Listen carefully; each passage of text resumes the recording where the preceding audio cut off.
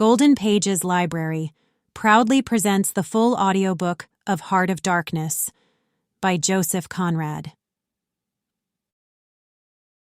Part 1. The Nelly, a cruising yawl, swung to her anchor without a flutter of the sails and was at rest. The flood had made, the wind was nearly calm, and being bound down the river, the only thing for it was to come to and wait for the turn of the tide. The sea reach of the Thames stretched before us like the beginning of an interminable waterway.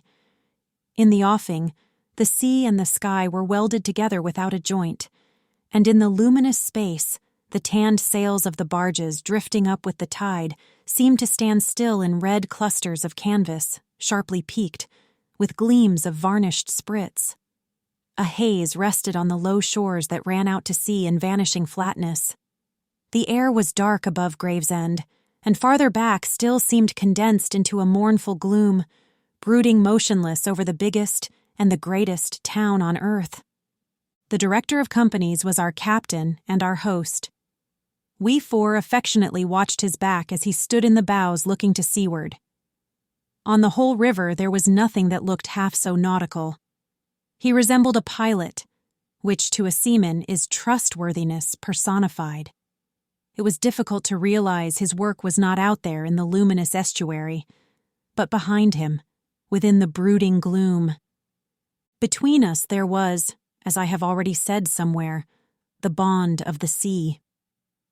Besides holding our hearts together through long periods of separation, it had the effect of making us tolerant of each other's yarns, and even convictions.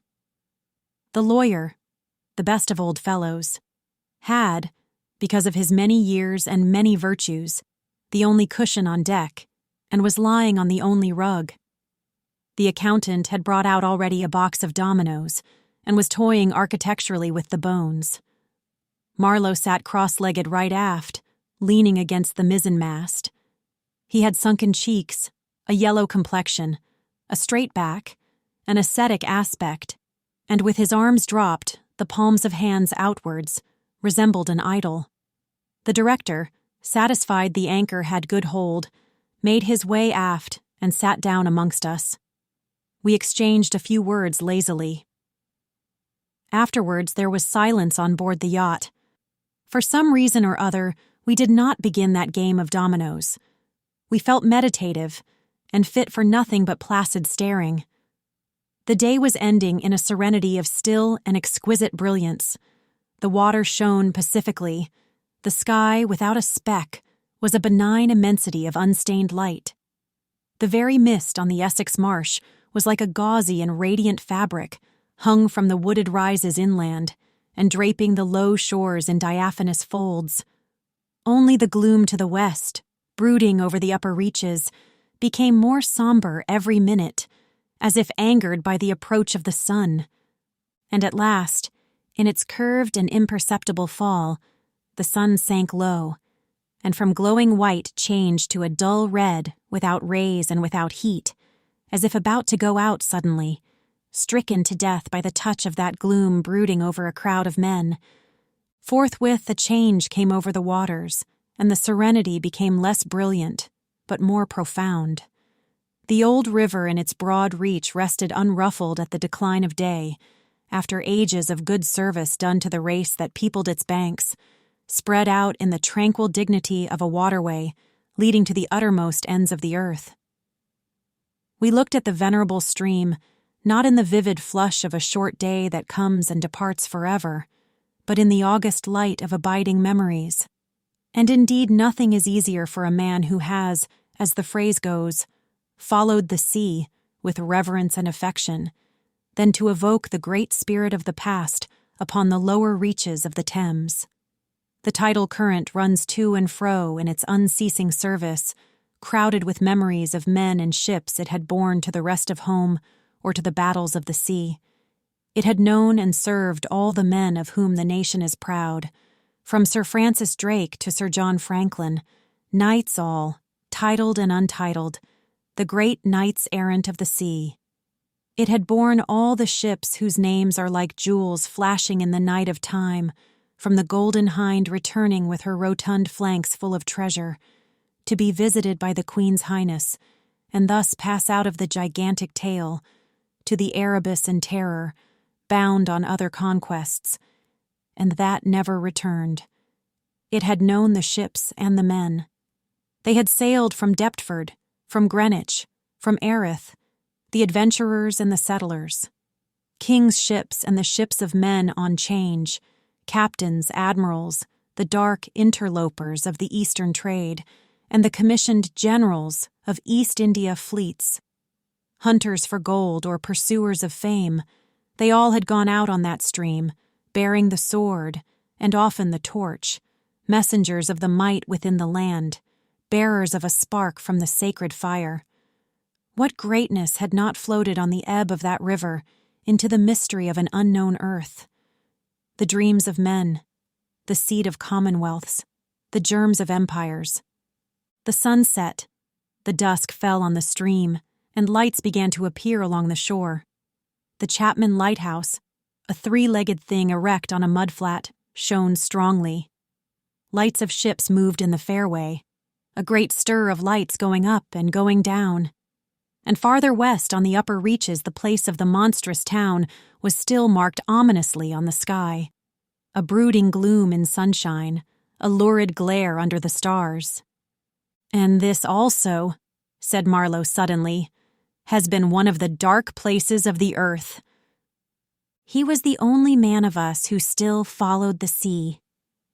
The worst that could be said of him was that he did not represent his class. He was a seaman, but he was a wanderer too, while most seamen lead, if one may so express it, a sedentary life. Their minds are of the stay-at-home order, and their home is always with them, the ship, and so is their country, the sea. One ship is very much like another, and the sea is always the same. In the immutability of their surroundings, the foreign shores, the foreign faces, the changing immensity of life, glide past, veiled not by a sense of mystery, but by a slightly disdainful ignorance. For there is nothing mysterious to a seaman unless it be the sea itself, which is the mistress of his existence, and as inscrutable as destiny. For the rest, after his hours of work, a casual stroll or a casual spree on shore suffices to unfold for him the secret of a whole continent, and generally he finds the secret not worth knowing. The yarns of seamen have a direct simplicity, the whole meaning of which lies within the shell of a cracked nut. But Marlow was not typical, if his propensity to spin yarns be accepted, and to him the meaning of an episode was not inside like a kernel, but outside, enveloping the tale which brought it out only as a glow brings out a haze, in the likeness of one of these misty halos that sometimes are made visible by the spectral illumination of moonshine. His remark did not seem at all surprising. It was just like Marlow. It was accepted in silence. No one took the trouble to grunt even, and presently he said, very slow, "I was thinking of very old times, when the Romans first came here, 1900 years ago, the other day. Light came out of this river since. You say nights?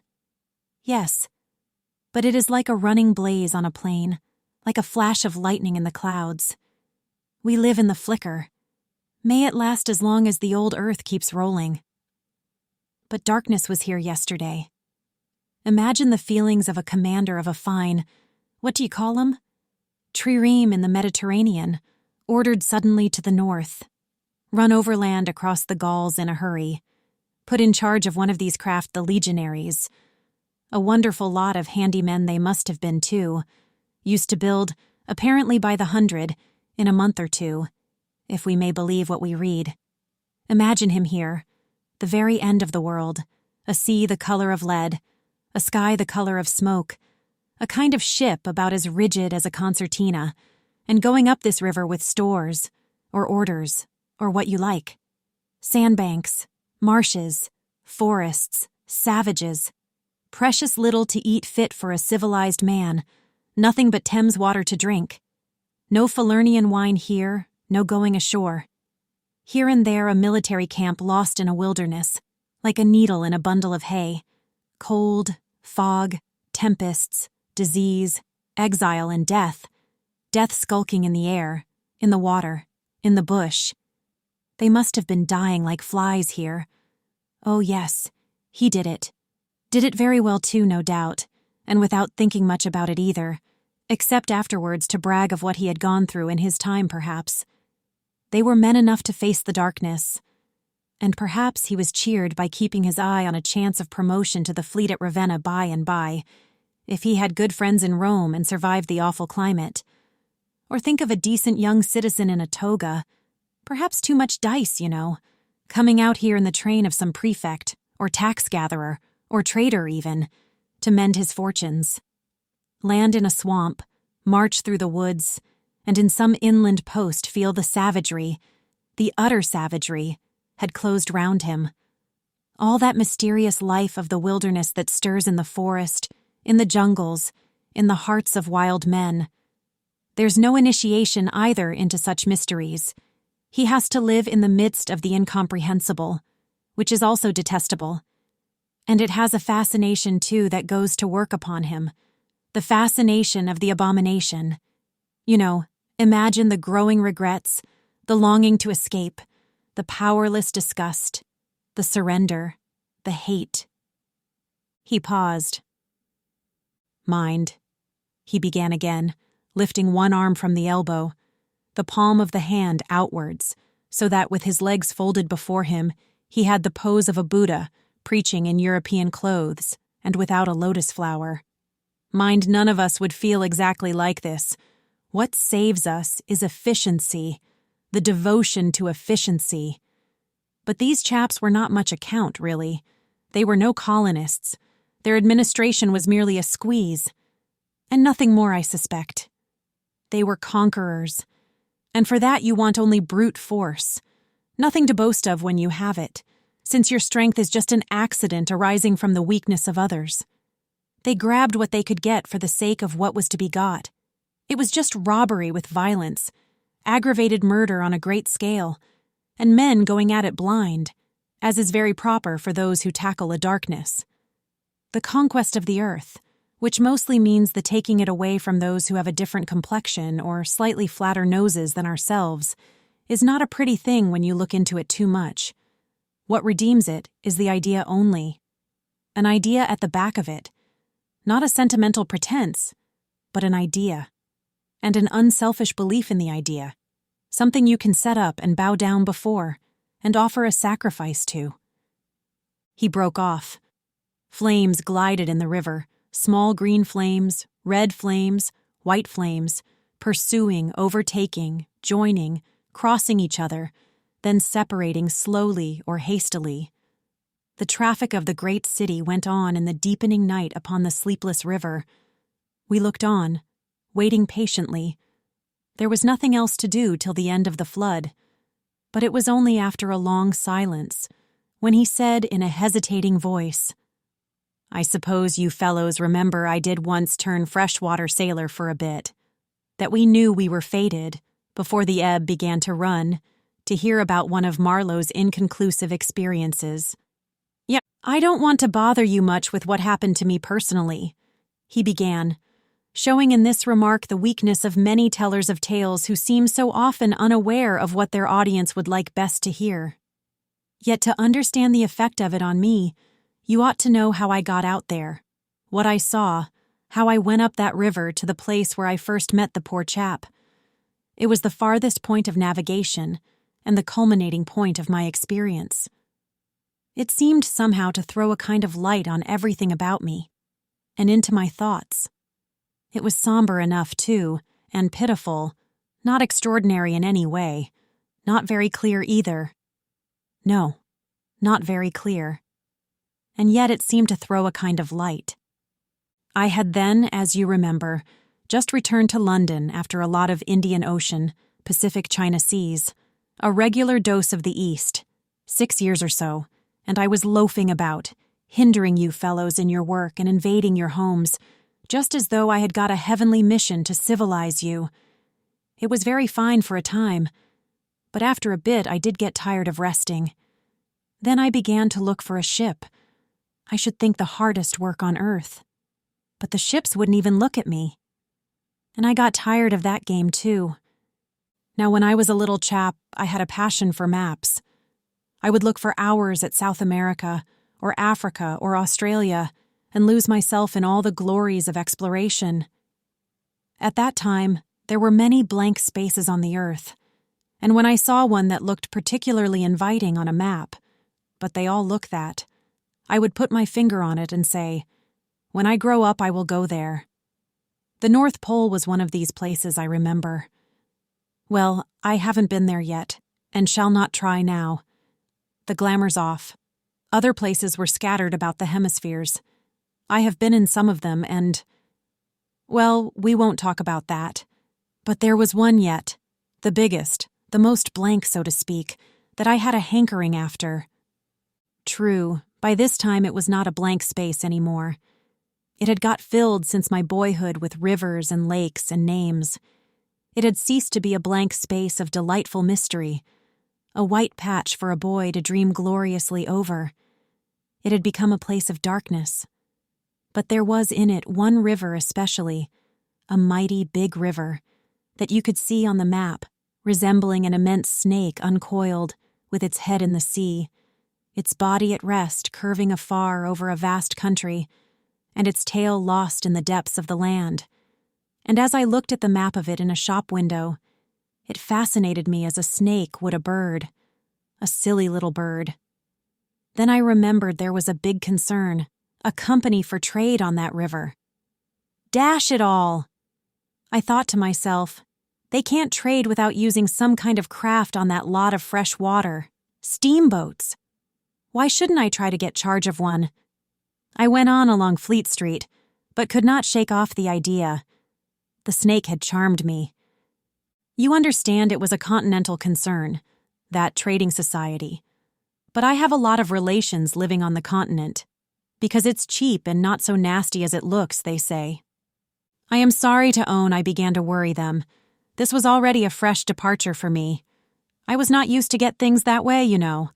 I always went my own road and on my own legs where I had a mind to go. I wouldn't have believed it of myself. But then, you see, I felt somehow I must get there by hook or by crook. So I worried them. The men said, "My dear fellow," and did nothing. Then, would you believe it? I tried the women. I, Charlie Marlow, set the women to work to get a job. Heavens. Well, you see, the notion drove me. I had an aunt, a dear enthusiastic soul. She wrote, "It will be delightful. I am ready to do anything for you.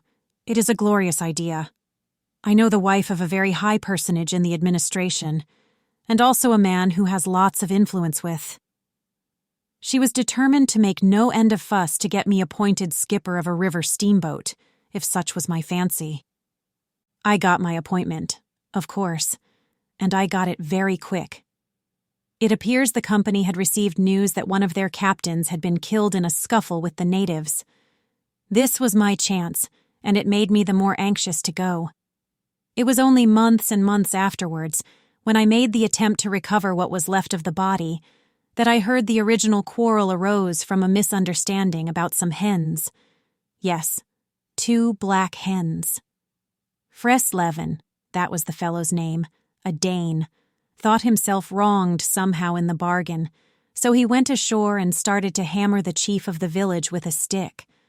Oh, it didn't surprise me in the least to hear this, and at the same time to be told that Fresleven was the gentlest, quietest creature that ever walked on 2 legs. No doubt he was. But he had been a couple of years already out there engaged in the noble cause, you know, and he probably felt the need at last of asserting his self-respect in some way. Therefore he whacked the old nigger mercilessly, while a big crowd of his people watched him, thunderstruck, till some man, I was told the chief's son, in desperation at hearing the old chap yell, made a tentative jab with a spear at the white man, and of course it went quite easy between the shoulder blades. Then the whole population cleared into the forest, expecting all kinds of calamities to happen, while, on the other hand, the steamer Fresleven commanded, left also in a bad panic, in charge of the engineer, I believe. Afterwards, nobody seemed to trouble much about Freslevin's remains, till I got out and stepped into his shoes.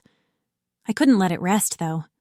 But when an opportunity offered at last to meet my predecessor, the grass growing through his ribs was tall enough to hide his bones. They were all there. The supernatural being had not been touched after he fell, and the village was deserted, the huts gaped black, rotting, all askew within the fallen enclosures. A calamity had come to it, sure enough. The people had vanished. Mad terror had scattered them, men, women, and children, through the bush, and they had never returned. What became of the hens I don't know either. I should think the cause of progress got them anyhow. However, through this glorious affair, I got my appointment, before I had fairly begun to hope for it. I flew around like mad to get ready, and before 48 hours I was crossing the channel to show myself to my employers and sign the contract. In a very few hours I arrived in a city that always makes me think of a whited sepulchre. Prejudice, no doubt. I had no difficulty in finding the company's offices. It was the biggest thing in the town, and everybody I met was full of it. They were going to run an overseas empire and make no end of coin by trade. A narrow and deserted street in deep shadow, high houses, innumerable windows with Venetian blinds, a dead silence, grass sprouting right and left, immense double doors standing ponderously ajar. I slipped through one of these cracks, went up a swept and ungarnished staircase, as arid as a desert, and opened the first door I came to. 2 women, one fat and the other slim, sat on straw-bottomed chairs, knitting black wool. The slim one got up and walked straight at me, still knitting with downcast eyes, and only just as I began to think of getting out of her way, as you would for a somnambulist, stood still and looked up. Her dress was as plain as an umbrella cover, and she turned round without a word and preceded me into a waiting room. I gave my name and looked about. Deal table in the middle, plain chairs all round the walls, on one end a large shining map, marked with all the colors of a rainbow. There was a vast amount of red, good to see at any time, because one knows that some real work is done in there. A deuce of a lot of blue, a little green, smears of orange, and on the east coast a purple patch, to show where the jolly pioneers of progress drink the jolly lager beer. However, I wasn't going into any of these. I was going into the yellow, dead in the center, and the river was there, fascinating, deadly, like a snake. Ah! A door opened. A white-haired secretarial head, but wearing a compassionate expression, appeared, and a skinny forefinger beckoned me into the sanctuary. Its light was dim, and a heavy writing desk squatted in the middle. From behind that structure came out an impression of pale plumpness in a frock coat. The great man himself. He was 5'6", I should judge, and had his grip on the handle end of ever so many millions. He shook hands, I fancy, murmured vaguely, was satisfied with my French. Bon voyage. In about 45 seconds, I found myself again in the waiting room with the compassionate secretary, who, full of desolation and sympathy, made me sign some document. I believe I undertook, amongst other things, not to disclose any trade secrets. Well, I am not going to. I began to feel slightly uneasy. You know I am not used to such ceremonies, and there was something ominous in the atmosphere. It was just as though I had been led into some conspiracy. I don't know. Something not quite right. And I was glad to get out. In the outer room, the 2 women knitted black wool feverishly. People were arriving, and the younger one was walking back and forth introducing them. The old one sat on her chair. Her flat cloth slippers were propped up on a foot warmer, and a cat reposed on her lap. She wore a starched white affair on her head, had a wart on one cheek, and silver-rimmed spectacles hung on the tip of her nose. She glanced at me above the glasses. The swift and indifferent placidity of that look troubled me. 2 youths with foolish and cheery countenances were being piloted over, and she threw at them the same quick glance of unconcerned wisdom. She seemed to know all about them and about me, too. An eerie feeling came over me. She seemed uncanny and fateful. Often far away there I thought of these two, guarding the door of darkness, knitting black wool as for a warm pall, one introducing continuously to the unknown, the other scrutinizing the cheery and foolish faces with unconcerned old eyes. Avi, old knitter of black wool, morituri te salutant. Not many of those she looked at ever saw her again, not half, by a long way. There was yet a visit to the doctor. A simple formality, assured me the secretary, with an air of taking an immense part in all my sorrows. Accordingly, a young chap wearing his hat over the left eyebrow, some clerk, I suppose. There must have been clerks in the business, though the house was as still as a house in a city of the dead, came from somewhere upstairs and led me forth. He was shabby and careless, with ink stains on the sleeves of his jacket, and his cravat was large and billowy, under a chin shaped like the toe of an old boot. It was a little too early for the doctor, so I proposed a drink, and thereupon he developed a vein of joviality. As we sat over our vermouths, he glorified the company's business, and by I expressed casually my surprise at him not going out there. He became very cool and collected all at once. "I am not such a fool as I look," quoth Plato to his disciples, he said sententiously, emptied his glass with great resolution, and we rose. The old doctor felt my pulse, evidently thinking of something else the while. Good for there," he mumbled, and then with a certain eagerness asked me whether I would let him measure my head.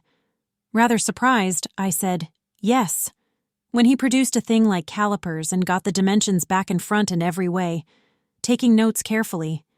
He was an unshaven little man in a threadbare coat like a gabardine, with his feet in slippers, and I thought him a harmless fool. "I always ask leave, in the interests of science, to measure the crania of those going out there," he said.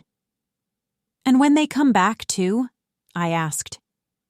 "Oh, I never see them," he remarked, "and moreover the changes take place inside, you know." He smiled, as if at some quiet joke. "So you are going out there.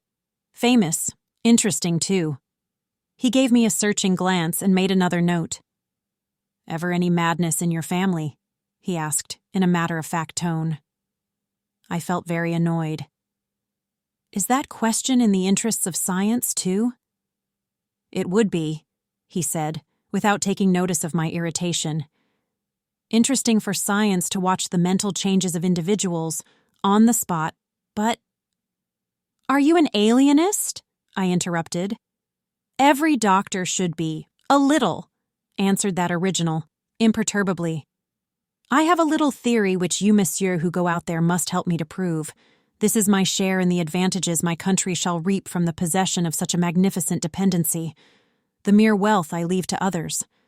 Pardon my questions, but you are the first Englishman coming under my observation."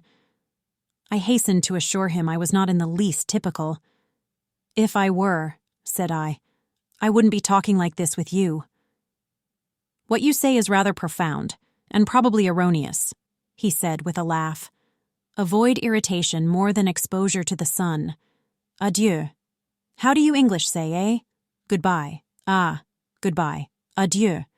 In the tropics, one must before everything keep calm." He lifted a warning forefinger. Du calme, du calme. One thing more remained to do. Say goodbye to my excellent aunt. I found her triumphant. I had a cup of tea, the last decent cup of tea for many days, and in a room that most soothingly looked just as you would expect a lady's drawing room to look. We had a long, quiet chat by the fireside. In the course of these confidences, it became quite plain to me I had been represented to the wife of the high dignitary, and goodness knows to how many more people besides, as an exceptional and gifted creature, a piece of good fortune for the company, a man you don't get hold of every day. Good heavens, and I was going to take charge of a 2-penny halfpenny river steamboat with a penny whistle attached. It appeared, however, I was also one of the workers, with a capital, you know, something like an emissary of light, something like a lower sort of apostle.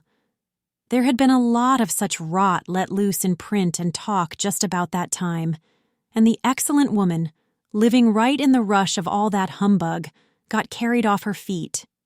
She talked about weaning those ignorant millions from their horrid ways, till, upon my word, she made me quite uncomfortable. I ventured to hint that the company was run for profit. "You forget, dear Charlie, that the laborer is worthy of his hire," she said brightly. It's queer how out of touch with truth women are. They live in a world of their own, and there has never been anything like it, and never can be. It is too beautiful altogether, and if they were to set it up, it would go to pieces before the first sunset. Some confounded fact we men have been living contentedly with ever since the day of creation would start up and knock the whole thing over. After this I got embraced, told to wear flannel, be sure to write often, and so on, and I left. In the street, I don't know why, a queer feeling came to me that I was an imposter. Odd thing that I, who used to clear out for any part of the world at 24 hours' notice, with less thought than most men give to the crossing of a street, had a moment, I won't say of hesitation, but of startled pause, before this commonplace affair. The best way I can explain it to you is by saying that, for a second or two, I felt as though, instead of going to the center of a continent, I were about to set off for the center of the earth. I left in a French steamer, and she called in every blamed port they have out there, for as far as I could see, the sole purpose of landing soldiers and custom-house officers. I watched the coast. Watching a coast as it slips by the ship is like thinking about an enigma. There it is before you, smiling, frowning, inviting, grand, mean, insipid, or savage, and always mute with an air of whispering, "Come and find out." This one was almost featureless, as if still in the making, with an aspect of monotonous grimness. The edge of a colossal jungle, so dark green as to be almost black, fringed with white surf, ran straight, like a ruled line, far, far away along a blue sea whose glitter was blurred by a creeping mist. The sun was fierce. The land seemed to glisten and drip with steam. Here and there grayish, whitish specks showed up clustered inside the white surf, with a flag flying above them perhaps. Settlements some centuries old, and still no bigger than pinheads on the untouched expanse of their background. We pounded along, stopped, landed soldiers, went on, landed custom-house clerks to levy toll in what looked like a god-forsaken wilderness with a tin shed and a flagpole lost in it, landed more soldiers, to take care of the custom-house clerks, presumably. Some, I heard, got drowned in the surf, but whether they did or not, nobody seemed particularly to care. They were just flung out there, and on we went. Every day the coast looked the same, as though we had not moved, but we passed various places, trading places, with names like Grand Bassam, Little Popo, names that seemed to belong to some sordid farce acted in front of a sinister backcloth. The idleness of a passenger, my isolation amongst all these men with whom I had no point of contact, the oily and languid sea, the uniform somberness of the coast, seemed to keep me away from the truth of things, within the toil of a mournful and senseless delusion. The voice of the surf heard now and then was a positive pleasure, like the speech of a brother. It was something natural, that had its reason, that had a meaning. Now and then a boat from the shore gave one a momentary contact with reality. It was paddled by black fellows. You could see from afar the white of their eyeballs glistening. They shouted, sang. Their bodies streamed with perspiration. They had faces like grotesque masks, these chaps, but they had bone, muscle, a wild vitality, an intense energy of movement that was as natural and true as the surf along their coast. They wanted no excuse for being there. They were a great comfort to look at. For a time I would feel I belonged still to a world of straightforward facts, but the feeling would not last long. Something would turn up to scare it away. Once, I remember, we came upon a man of war anchored off the coast. There wasn't even a shed there, and she was shelling the bush. It appears the French had one of their wars going on thereabouts. Her ensign dropped limp like a rag. The muzzles of the long 6-inch guns stuck out all over the low hull. The greasy, slimy swell swung her up lazily and let her down, swaying her thin masts. In the empty immensity of earth, sky, and water, there she was, incomprehensible, firing into a continent. Pop would go one of the 6-inch guns. A small flame would dart and vanish. A little white smoke would disappear. A tiny projectile would give a feeble screech. And nothing happened. Nothing could happen. There was a touch of insanity in the proceeding, a sense of lugubrious drollery in the sight, and it was not dissipated by somebody on board assuring me earnestly there was a camp of natives, he called them enemies, hidden out of sight somewhere. We gave her her letters. I heard the men in that lonely ship were dying of fever at the rate of 3 a day, and went on. We called at some more places with farcical names, where the merry dance of death and trade goes on in a still and earthy atmosphere, as of an overheated catacomb. All along the formless coast bordered by dangerous surf, as if nature herself had tried to ward off intruders, in and out of rivers, streams of death in life, whose banks were rotting into mud, whose waters, thickened into slime, invaded the contorted mangroves that seemed to writhe at us in the extremity of an impotent despair. Nowhere did we stop long enough to get a particularized impression, but the general sense of vague and oppressive wonder grew upon me. It was like a weary pilgrimage amongst hints for nightmares. It was upward of 30 days before I saw the mouth of the big river. We anchored off the seat of the government, but my work would not begin till some 200 miles farther on. So as soon as I could, I made a start for a place 30 miles higher up. I had my passage on a little seagoing steamer. Her captain was a Swede, and knowing me for a seaman, invited me on the bridge. He was a young man, lean, fair, and morose, with lanky hair and a shuffling gait. As we left the miserable little wharf, he tossed his head contemptuously at the shore. "Been living there?" he asked. I said, "Yes." "Fine lot these government chaps, are they not?"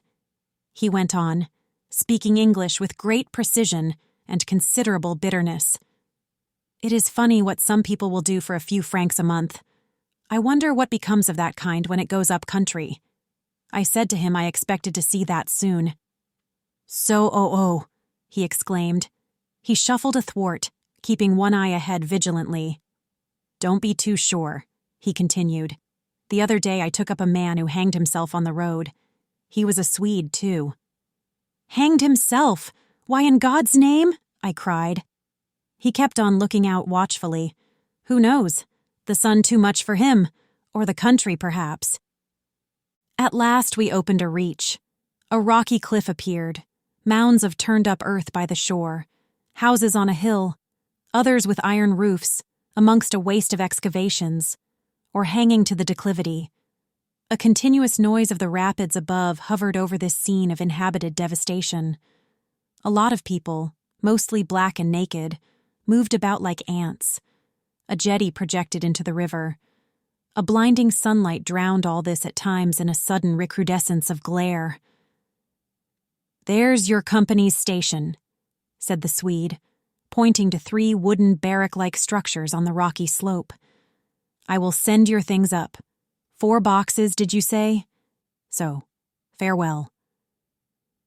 I came upon a boiler wallowing in the grass, then found a path leading up the hill.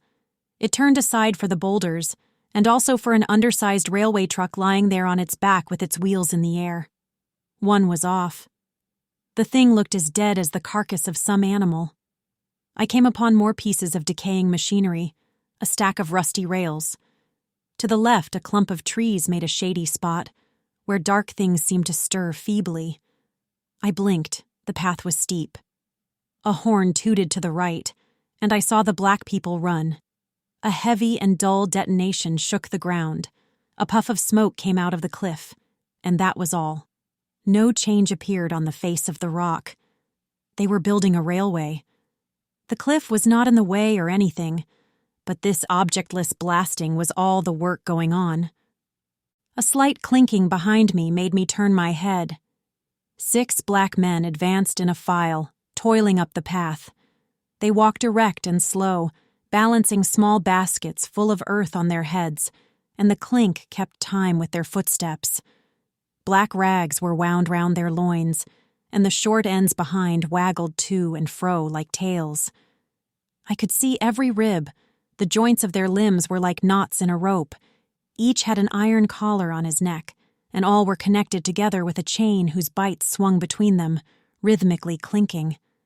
Another report from the cliff made me think suddenly of that ship of war I had seen firing into a continent. It was the same kind of ominous voice, but these men could by no stretch of imagination be called enemies. They were called criminals, and the outraged law, like the bursting shells, had come to them, an insoluble mystery from the sea. All their meager breasts panted together, the violently dilated nostrils quivered, the eyes stared stonily uphill. They passed me within 6 inches, without a glance, with that complete, death-like indifference of unhappy savages. Behind this raw matter, one of the reclaimed, the product of the new forces at work, strolled despondently, carrying a rifle by its middle. He had a uniform jacket with one button off, and seeing a white man on the path, hoisted his weapon to his shoulder with alacrity. This was simple prudence, white men being so much alike at a distance that he could not tell who I might be.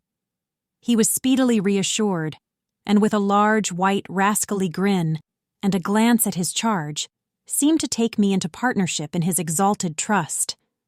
After all, I also was a part of the great cause of these high and just proceedings. Instead of going up, I turned and descended to the left. My idea was to let that chain gang get out of sight before I climbed the hill. You know I am not particularly tender. I've had to strike and to fend off. I've had to resist and to attack sometimes. That's only one way of resisting, without counting the exact cost, according to the demands of such sort of life as I had blundered into. I've seen the devil of violence, and the devil of greed, and the devil of hot desire. But by all the stars, these were strong, lusty, red-eyed devils that swayed and drove men, I tell you. But as I stood on this hillside, I foresaw that in the blinding sunshine of that land I would become acquainted with a flabby, pretending, weak-eyed devil of a rapacious and pitiless folly. How insidious he could be, too, I was only to find out several months later and 1,000 miles farther. For a moment I stood appalled, as though by a warning. Finally I descended the hill, obliquely towards the trees I had seen. I avoided a vast artificial hole somebody had been digging on the slope, the purpose of which I found it impossible to divine. It wasn't a quarry or a sandpit anyhow. It was just a hole. It might have been connected with the philanthropic desire of giving the criminals something to do. I don't know. Then I nearly fell into a very narrow ravine, almost no more than a scar in the hillside. I discovered that a lot of imported drainage pipes for the settlement had been tumbled in there. There wasn't one that was not broken. It was a wanton smash-up. At last I got under the trees. My purpose was to stroll into the shade for a moment, but no sooner within than it seemed to me I had stepped into the gloomy circle of some inferno. The rapids were near, and an uninterrupted, uniform, headlong, rushing noise filled the mournful stillness of the grove, where not a breath stirred, not a leaf moved, with a mysterious sound, as though the tearing pace of the launched earth had suddenly become audible. Black shapes crouched, lay, sat between the trees leaning against the trunks, clinging to the earth, half coming out, half effaced within the dim light, in all the attitudes of pain, abandonment, and despair. Another mine on the cliff went off, followed by a slight shudder of the soil under my feet. The work was going on. The work. And this was the place where some of the helpers had withdrawn to die. They were dying slowly. It was very clear. They were not enemies. They were not criminals. They were nothing earthly now. Nothing but black shadows of disease and starvation, lying confusedly in the greenish gloom. Brought from all the recesses of the coast, in all the legality of time contracts, lost in uncongenial surroundings, fed on unfamiliar food, they sickened, became inefficient, and were then allowed to crawl away and rest. These moribund shapes were free as air, and nearly as thin. I began to distinguish the gleam of the eyes under the trees. Then, glancing down, I saw a face near my hand. The black bones reclined at full length with one shoulder against the tree, and slowly the eyelids rose and the sunken eyes looked up at me, enormous and vacant, a kind of blind white flicker in the depths of the orbs, which died out slowly.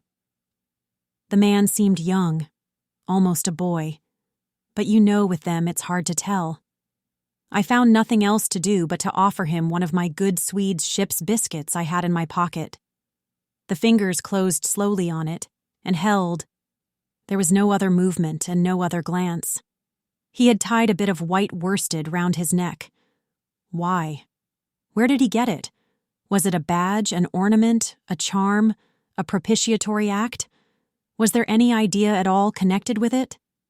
It looked startling round his black neck, this bit of white thread from beyond the seas. Near the same tree, 2 more bundles of acute angles sat with their legs drawn up. One, with his chin propped on his knees, stared at nothing, in an intolerable and appalling manner. His brother phantom rested its forehead, as if overcome with a great weariness. And all about others were scattered in every pose of contorted collapse, as in some picture of a massacre or a pestilence. While I stood horror-struck, one of these creatures rose to his hands and knees and went off on all fours towards the river to drink. He lapped out of his hand, then sat up in the sunlight, crossing his shins in front of him, and after a time let his woolly head fall on his breastbone. I didn't want any more loitering in the shade, and I made haste towards the station. When near the buildings I met a white man, in such an unexpected elegance of get-up that in the first moment I took him for a sort of vision. I saw a high-starched collar, white cuffs, a light alpaca jacket, snowy trousers, a clean necktie, and varnished boots. No hat. Hair parted, brushed, oiled, under a green-lined parasol held in a big white hand. He was amazing, and had a penholder behind his ear. I shook hands with this miracle, and I learned he was the company's chief accountant, and that all the bookkeeping was done at this station. He had come out for a moment, he said, to get a breath of fresh air. The expression sounded wonderfully odd, with its suggestion of sedentary desk life. I wouldn't have mentioned the fellow to you at all, only it was from his lips that I first heard the name of the man who is so indissolubly connected with the memories of that time. Moreover, I respected the fellow. Yes, I respected his collars, his vast cuffs, his brushed hair. His appearance was certainly that of a hairdresser's dummy, but in the great demoralization of the land he kept up his appearance. That's backbone. His starched collars and got-up shirt fronts were achievements of character. He had been out nearly 3 years, and later I could not help asking him how he managed to sport such linen. He had just the faintest blush and said modestly, "I've been teaching one of the native women about the station. It was difficult. She had a distaste for the work." Thus this man had verily accomplished something, and he was devoted to his books, which were in apple pie order. Everything else in the station was in a muddle. Heads, things, buildings, strings of dusty niggers with splay feet arrived and departed, a stream of manufactured goods, rubbishy cottons, beads and brass wire sent into the depths of darkness, and in return came a precious trickle of ivory. I had to wait in the station for 10 days, an eternity. I lived in a hut in the yard, but to be out of the chaos I would sometimes get into the accountant's office. It was built of horizontal planks, and so badly put together that as he bent over his high desk, he was barred from neck to heels with narrow strips of sunlight. There was no need to open the big shutter to see. It was hot there, too. Big flies buzzed fiendishly, and did not sting, but stabbed.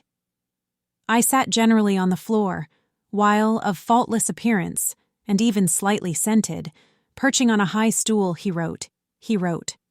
Sometimes he stood up for exercise. When a truckle bed with a sick man, some invalid agent from upcountry, was put in there, he exhibited a gentle annoyance. "The groans of this sick person," he said, "distract my attention, and without that it is extremely difficult to guard against clerical errors in this climate." One day he remarked, without lifting his head, "In the interior, you will no doubt meet Kurtz."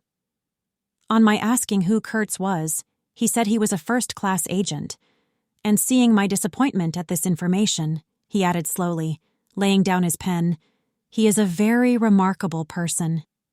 Further questions elicited from him that Kurtz was at present in charge of a trading post, a very important one, in the true ivory country, at the very bottom of there, sends in as much ivory as all the others put together. He began to write again. The sick man was too ill to groan. The flies buzzed in a great peace. Suddenly, there was a growing murmur of voices and a great tramping of feet. A caravan had come in. A violent babble of uncouth sounds burst out on the other side of the planks. All the carriers were speaking together, and in the midst of the uproar, the lamentable voice of the chief agent was heard, giving it up, tearfully for the 20th time that day. He rose slowly. "What a frightful row," he said. He crossed the room gently to look at the sick man, and returning said to me, "He does not hear." "What? Dead?" I asked, startled. "No, not yet," he answered, with great composure. Then, alluding with a toss of the head to the tumult in the station yard, "When one has got to make correct entries, one comes to hate those savages. Hate them to the death." He remained thoughtful for a moment. "When you see Kurtz," he went on, "tell him from me that everything here," he glanced at the deck, "is very satisfactory. I don't like to write to him. With those messengers of ours, you never know who may get hold of your letter. At that central station." He stared at me for a moment with his mild, bulging eyes. "Oh, he will go far, very far," he began again. "He will be a somebody in the administration before long. They, above, the council in Europe, you know, mean him to be." He turned to his work. The noise outside had ceased, and presently in going out I stopped at the door. In the steady buzz of flies, the homeward-bound agent was lying finished and insensible. The other, bent over his books, was making correct entries of perfectly correct transactions. And 50 feet below the doorstep, I could see the still treetops of the Grove of Death. Next day I left that station at last, with a caravan of 60 men, for a 200-mile tramp. No use telling you much about that. Paths everywhere, a stamped-in network of paths spreading over the empty land, through the long grass, through burnt grass, through thickets, down and up chilly ravines, up and down stony hills ablaze with heat, and a solitude, nobody, not a hut. The population had cleared out a long time ago. Well, if a lot of mysterious niggers armed with all kinds of fearful weapons suddenly took to traveling on the road between Deal and Gravesend, catching the yokels right and left to carry heavy loads for them, I fancy every farm and cottage thereabouts would get empty very soon. Only here the dwellings were gone too. Still, I passed through several abandoned villages. There's something pathetically childish in the ruins of grass walls. Day after day, with the stamp and shuffle of 60 pair of bare feet behind me, each pair under a 60 load. Camp, cook, sleep, strike camp, march. Now and then a carrier dead in harness, at rest in the long grass near the path, with an empty water gourd and his long staff lying by his side. A great silence around and above.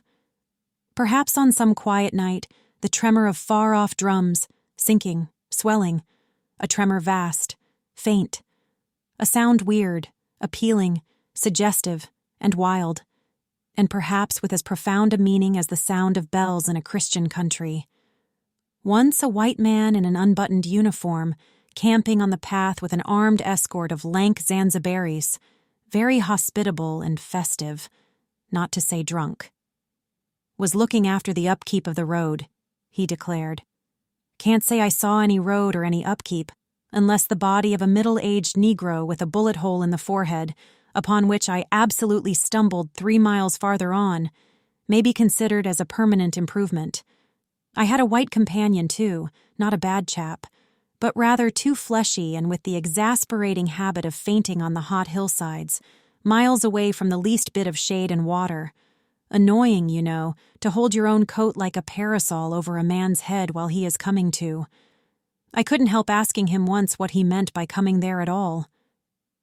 To make money, of course. What do you think? He said, scornfully.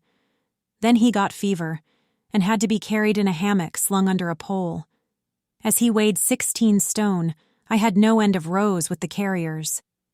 They jibbed, ran away, sneaked off with their loads in the night. Quite a mutiny. So, one evening, I made a speech in English with gestures, not one of which was lost to the 60 pairs of eyes before me, and the next morning I started the hammock off in front all right. An hour afterwards, I came upon the whole concern wrecked in a bush. Man, hammock, groans, blankets, horrors. The heavy pole had skinned his poor nose. He was very anxious for me to kill somebody, but there wasn't the shadow of a carrier near. I remembered the old doctor. It would be interesting for science to watch the mental changes of individuals, on the spot. I felt I was becoming scientifically interesting. However, all that is to no purpose. On the 15th day, I came in sight of the big river again and hobbled into the central station. It was on a backwater surrounded by scrub and forest, with a pretty border of smelly mud on one side, and on the 3 others enclosed by a crazy fence of rushes.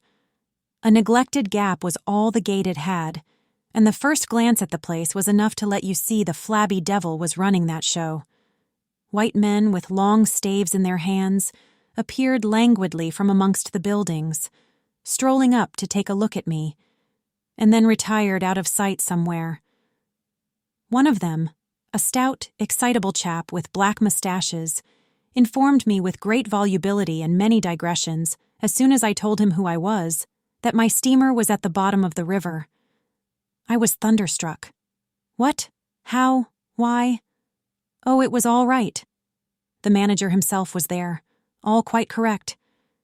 Everybody had behaved splendidly, splendidly. You must, he said in agitation. Go and see the general manager at once. He is waiting.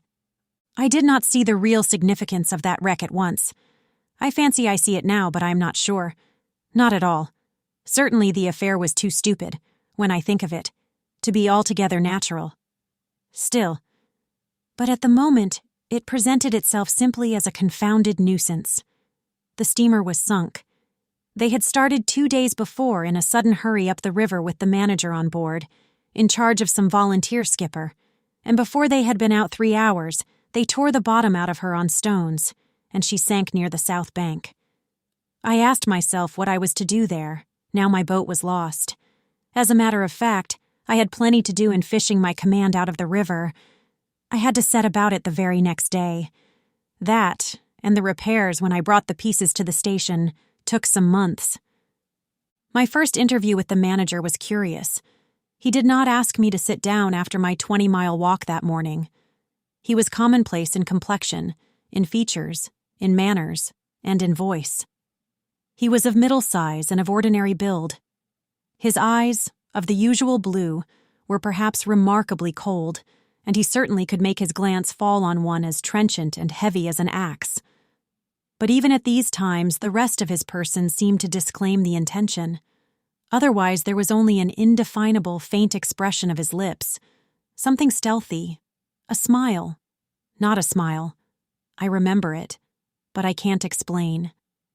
It was unconscious, this smile was, though just after he had said something, it got intensified for an instant. It came at the end of his speeches like a seal applied on the words to make the meaning of the commonest phrase appear absolutely inscrutable. He was a common trader, from his youth up employed in these parts, nothing more. He was obeyed, yet he inspired neither love nor fear nor even respect. He inspired uneasiness. That was it, uneasiness. Not a definite mistrust, just uneasiness. Nothing more. You have no idea how effective such a faculty can be. He had no genius for organizing, for initiative, or for order even. That was evident in such things as the deplorable state of the station. He had no learning and no intelligence. His position had come to him. Why? Perhaps because he was never ill. He had served 3 terms of 3 years out there, because triumphant health in the general root of constitutions is a kind of power in itself. When he went home on leave, he rioted on a large scale, pompously. Jack ashore, with a difference, in externals only. This one could gather from his casual talk. He originated nothing. He could keep the routine going. That's all. But he was great. He was great by this little thing that it was impossible to tell what could control such a man. He never gave that secret away. Perhaps there was nothing within him. Such a suspicion made one pause, for out there were no external checks. Once, when various tropical diseases had laid low almost every agent in the station, he was heard to say, "Men who come out here should have no entrails."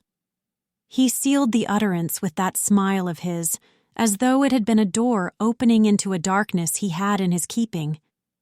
You fancied you had seen things, but the seal was on. When annoyed at mealtimes by the constant quarrels of the white men about precedence, he ordered an immense round table to be made, for which a special house had to be built. This was the station's mess room. Where he sat was the first place. The rest were nowhere. One felt this to be his unalterable conviction. He was neither civil nor uncivil. He was quiet. He allowed his boy, an overfed young Negro from the coast, to treat the white men, under his very eyes, with provoking insolence. He began to speak as soon as he saw me. I had been very long on the road. He could not wait. Had to start without me. The upriver stations had to be relieved. There had been so many delays already that he did not know who was dead and who was alive, and how they got on, and so on and so on. He paid no attention to my explanations, and playing with a stick of sealing wax, repeated several times that the situation was very grave, very grave. There were rumors that a very important station was in jeopardy, and its chief, Kurtz, was ill. Hoped it was not true. Kurtz was... I felt weary and irritable. Hang Kurtz, I thought. I interrupted him by saying I had heard of Kurtz on the coast. "Ah, so they talk of him down there," he murmured to himself. Then he began again, assuring me Kurtz was the best agent he had, an exceptional man, of the greatest importance to the company. Therefore, I could understand his anxiety. He was, he said, very, very uneasy. Certainly he fidgeted on his chair a good deal, exclaimed, "Ah, Kurtz," broke the stick of sealing wax, and seemed dumbfounded by the accident. Next thing he wanted to know how long it would take to... I interrupted him again. Being hungry, you know, and kept on my feet too. I was getting savage. "How can I tell?" I said. "I haven't even seen the wreck yet. Some months, no doubt." All this talk seemed to me so futile. "Some months," he said. "Well, let us say 3 months before we can make a start. Yes, that ought to do the affair." I flung out of his hut. He lived all alone in a clay hut with a sort of veranda, muttering to myself my opinion of him. He was a chattering idiot. Afterwards, I took it back when it was borne in upon me startlingly with what extreme nicety he had estimated the time requisite for the affair. I went to work the next day, turning, so to speak, my back on that station. In that way, only it seemed to me I could keep my hold on the redeeming facts of life. Still, one must look about sometimes. And then I saw this station, these men strolling aimlessly about in the sunshine of the yard. I asked myself sometimes what it all meant. They wandered here and there with their absurd long staves in their hands, like a lot of faithless pilgrims bewitched inside a rotten fence. The word ivory rang in the air, was whispered, was sighed. You would think they were praying to it. A taint of imbecile rapacity blew through it all, like a whiff from some corpse. By Jove! I've never seen anything so unreal in my life. And outside, the silent wilderness surrounding this cleared speck on the earth struck me as something great and invincible, like evil or truth, waiting patiently for the passing away of this fantastic invasion. Oh, these months! Well, never mind. Various things happened. One evening, a grass shed full of calico, cotton prints, beads, and I don't know what else, burst into a blaze so suddenly that you would have thought the earth had opened to let an avenging fire consume all that trash. I was smoking my pipe quietly by my dismantled steamer, and saw them all cutting capers in the light, with their arms lifted high, when the stout man with mustaches came tearing down to the river, a tin pail in his hand, assured me that everybody was behaving splendidly, dipped about a quart of water and tore back again. I noticed there was a hole in the bottom of his pail. I strolled up. There was no hurry. You see, the thing had gone off like a box of matches. It had been hopeless from the very first. The flame had leaped high, driven everybody back, lighted up everything, and collapsed. The shed was already a heap of embers glowing fiercely. A nigger was being beaten nearby. They said he had caused the fire in some way. Be that as it may, he was screeching most horribly. I saw him, later, for several days, sitting in a bit of shade looking very sick and trying to recover himself. Afterwards he arose and went out, and the wilderness without a sound took him into its bosom again. As I approached the glow from the dark, I found myself at the back of two men, talking. I heard the name of Kurtz pronounced, then the words, "Take advantage of this unfortunate accident." One of the men was the manager. I wished him a good evening. "Did you ever see anything like it, eh? It is incredible," he said, and walked off. The other man remained. He was a first-class agent, young, gentlemanly, a bit reserved, with a forked little beard and a hooked nose. He was standoffish with the other agents, and they on their side said he was the manager's spy upon them. As to me, I had hardly ever spoken to him before. We got into talk, and by we strolled away from the hissing ruins. Then he asked me to his room, which was in the main building of the station. He struck a match, and I perceived that this young aristocrat had not only a silver-mounted dressing case, but also a whole candle, all to himself. Just at that time, the manager was the only man supposed to have any right to candles. Native mats covered the clay walls. A collection of spears, assegais, shields, knives was hung up in trophies. The business entrusted to this fellow was the making of bricks. So I had been informed, but there wasn't a fragment of a brick anywhere in the station, and he had been there more than a year, waiting. It seems he could not make bricks without something, I don't know what. Straw, maybe. Anyway, it could not be found there, and as it was not likely to be sent from Europe, it did not appear clear to me what he was waiting for. An act of special creation, perhaps. However, they were all waiting, all the 16 or 20 pilgrims of them, for something. And upon my word, it did not seem an uncongenial occupation, from the way they took it, though the only thing that ever came to them was disease, as far as I could see. They beguiled the time by backbiting and intriguing against each other in a foolish kind of way. There was an air of plotting about that station, but nothing came of it, of course. It was as unreal as everything else, as the philanthropic pretense of the whole concern, as their talk, as their government, as their show of work.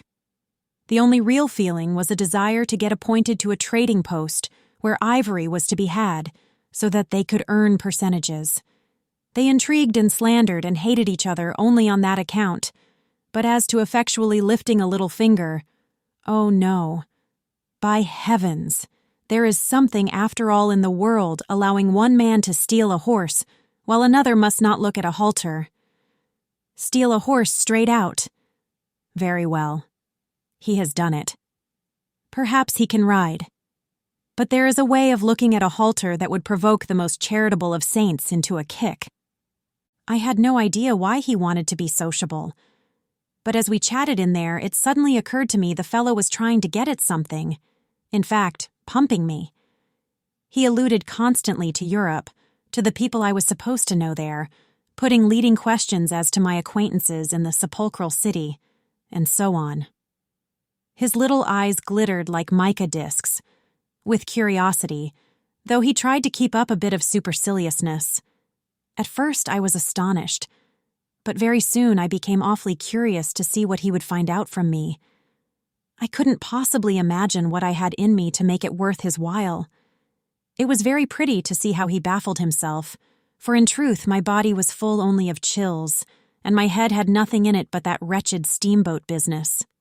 It was evident he took me for a perfectly shameless prevaricator. At last he got angry, and to conceal a movement of furious annoyance, he yawned. I rose. Then I noticed a small sketch in oils, on a panel, representing a woman, draped and blindfolded, carrying a lighted torch. The background was somber, almost black. The movement of the woman was stately, and the effect of the torchlight on the face was sinister. It arrested me, and he stood by civilly, holding an empty half-pint champagne bottle, medical comforts, with the candle stuck in it. To my question, he said Kurtz had painted this, in this very station more than a year ago, while waiting for means to go to his trading post. "Tell me, pray," said I, "who is this Kurtz?" "The chief of the inner station," he answered in a short tone, looking away. "Much obliged," I said, laughing, "and you are the brickmaker of the central station. Everyone knows that." He was silent for a while. "He is a prodigy," he said at last. "He is an emissary of pity and science and progress, and devil knows what else. We want," he began to declaim suddenly, "for the guidance of the cause entrusted to us by Europe, so to speak, higher intelligence, wide sympathies, a singleness of purpose." "Who says that?" I asked. "Lots of them," he replied. "Some even write that, and so he comes here, a special being, as you ought to know." "Why ought I to know?" I interrupted, really surprised. He paid no attention. "Yes, today he is chief of the best station. Next year he will be assistant manager. 2 years more but I dare say you know what he will be in 2 years' time. You are of the new gang, the gang of virtue. The same people who sent him specially also recommended you. Oh, don't say no. I've my own eyes to trust." Light dawned upon me. My dear aunt's influential acquaintances were producing an unexpected effect upon that young man. I nearly burst into a laugh. "Do you read the company's confidential correspondence?" I asked. He hadn't a word to say. It was great fun.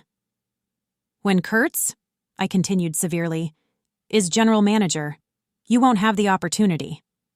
He blew the candle out suddenly, and we went outside. The moon had risen. Black figures strolled about listlessly, pouring water on the glow, whence proceeded a sound of hissing. Steam ascended in the moonlight. The beaten nigger groaned somewhere. "What a row the brute makes," said the indefatigable man with the mustaches appearing near us. "Serve him right. Transgression, punishment. Bang. Pitiless, pitiless. That's the only way. This will prevent all conflagrations for the future. I was just telling the manager." He noticed my companion and became crestfallen all at once. "Not in bed yet," he said, with a kind of servile heartiness. "It's so natural. Ha! Danger, agitation." He vanished. I went on to the riverside, and the other followed me. I heard a scathing murmur at my ear. Heap of muffs, go to. The pilgrims could be seen in knots gesticulating, discussing. Several had still their staves in their hands. I verily believe they took these sticks to bed with them. Beyond the fence, the forest stood up spectrally in the moonlight, and through that dim stir, through the faint sounds of that lamentable courtyard, the silence of the land went home to one's very heart, its mystery, its greatness, the amazing reality of its concealed life. The hurt nigger moaned feebly somewhere nearby, and then fetched a deep sigh that made me mend my pace away from there. I felt a hand introducing itself under my arm. "My dear sir," said the fellow, "I don't want to be misunderstood, and especially by you, who will see Kurtz long before I can have that pleasure. I wouldn't like him to get a false idea of my disposition." I let him run on, this papier-mâché Mephistopheles, and it seemed to me that if I tried, I could poke my forefinger through him and would find nothing inside but a little loose dirt, maybe. He, don't you see, had been planning to be assistant manager by and by under the present man, and I could see that the coming of that Kurtz had upset them both not a little. He talked precipitately, and I did not try to stop him. I had my shoulders against the wreck of my steamer, hauled up on the slope like a carcass of some big river animal.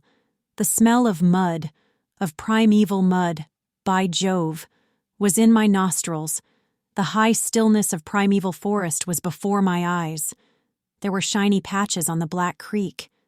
The moon had spread over everything a thin layer of silver, over the rank grass, over the mud, upon the wall of matted vegetation standing higher than the wall of a temple. Over the great river I could see through a somber gap, glittering, glittering, as it flowed broadly by without a murmur.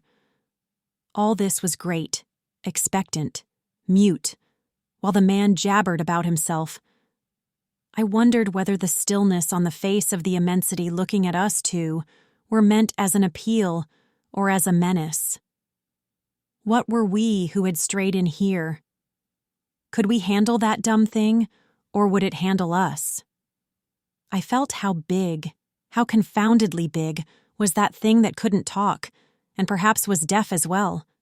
What was in there? I could see a little ivory coming out from there, and I had heard Kurtz was in there. I had heard enough about it, too, God knows. Yet somehow it didn't bring any image with it, no more than if I'd been told an angel or a fiend was in there. I believed it in the same way one of you might believe there are inhabitants in the planet Mars. I knew once a Scotch sailmaker who was certain, dead sure, there were people in Mars. If you asked him for some idea how they looked and behaved, he would get shy and mutter something about walking on all fours. If you as much as smiled, he would, though a man of 60, offer to fight you. I would not have gone so far as to fight for Kurtz, but I went for him near enough to a lie.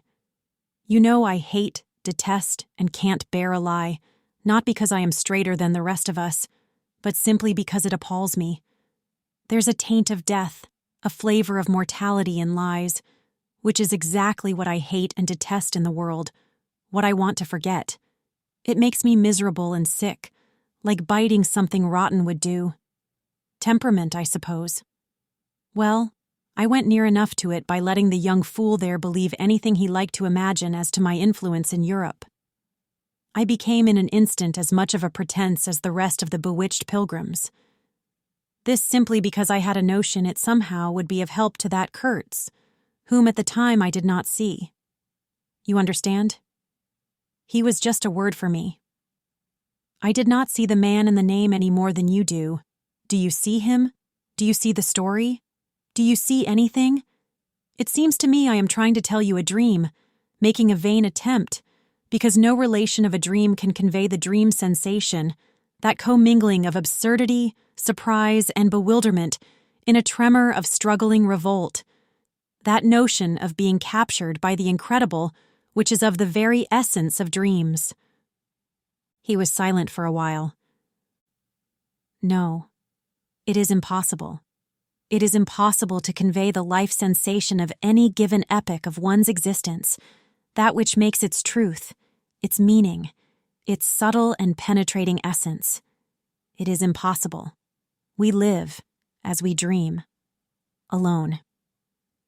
He paused again as if reflecting, then added, "Of course, in this you fellows see more than I could then. You see me, whom you know." It had become so pitch dark that we listeners could hardly see one another. For a long time already he, sitting apart, had been no more to us than a voice. There was not a word from anybody. The others might have been asleep, but I was awake. I listened. I listened on the watch for the sentence, for the word, that would give me the clue to the faint uneasiness inspired by this narrative that seemed to shape itself without human lips in the heavy night air of the river. "Yes, I let him run on," Marlow began again, "and think what he pleased about the powers that were behind me. I did, and there was nothing behind me. There was nothing but that wretched, old, mangled steamboat I was leaning against while he talked fluently about the necessity for every man to get on. And when one comes out here, you conceive, it is not to gaze at the moon. Kurtz was a universal genius, but even a genius would find it easier to work with adequate tools, intelligent men. He did not make bricks. Why, there was a physical impossibility in the way, as I was well aware, and if he did secretarial work for the manager, it was because no sensible man rejects wantonly the confidence of his superiors. Did I see it? I saw it. What more did I want? What I really wanted was rivets, by heaven. Rivets. To get on with the work, to stop the hole. Rivets I wanted.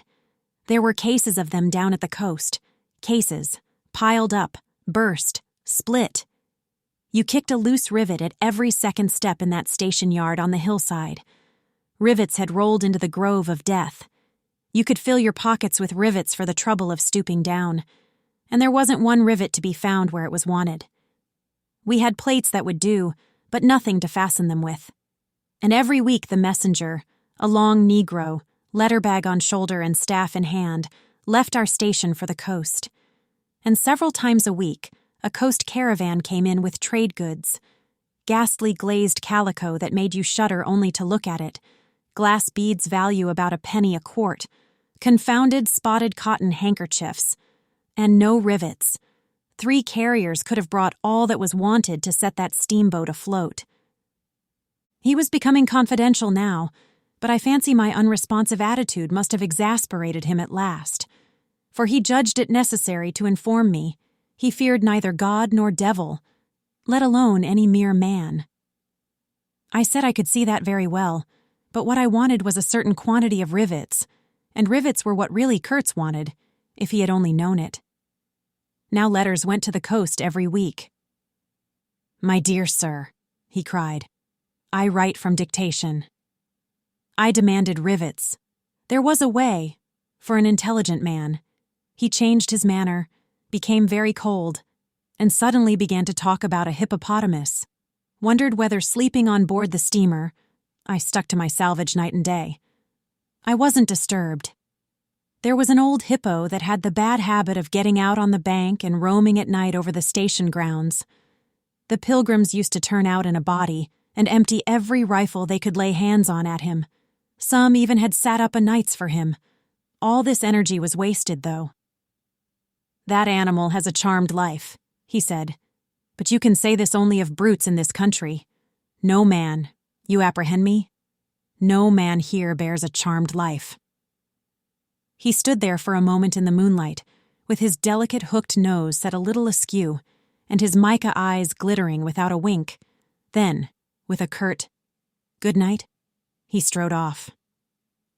I could see he was disturbed and considerably puzzled, which made me feel more hopeful than I had been for days. It was a great comfort to turn from that chap to my influential friend, the battered, twisted, ruined tin-pot steamboat. I clambered on board. She rang under my feet like an empty Huntley and Palmer biscuit tin kicked along a gutter. She was nothing so solid in make, and rather less pretty in shape. But I had expended enough hard work on her to make me love her. No influential friend would have served me better. She had given me a chance to come out a bit, to find out what I could do. No, I don't like work. I had rather laze about and think of all the fine things that can be done. I don't like work. No man does. but I like what is in the work. The chance to find yourself. Your own reality, for yourself, not for others. What no other man can ever know. They can only see the mere show, and never can tell what it really means. I was not surprised to see somebody sitting aft, on the deck, with his legs dangling over the mud. You see, I rather chummed with the few mechanics there were in that station, whom the other pilgrims naturally despised, on account of their imperfect manners, I suppose. This was the foreman, a boiler-maker by trade, a good worker.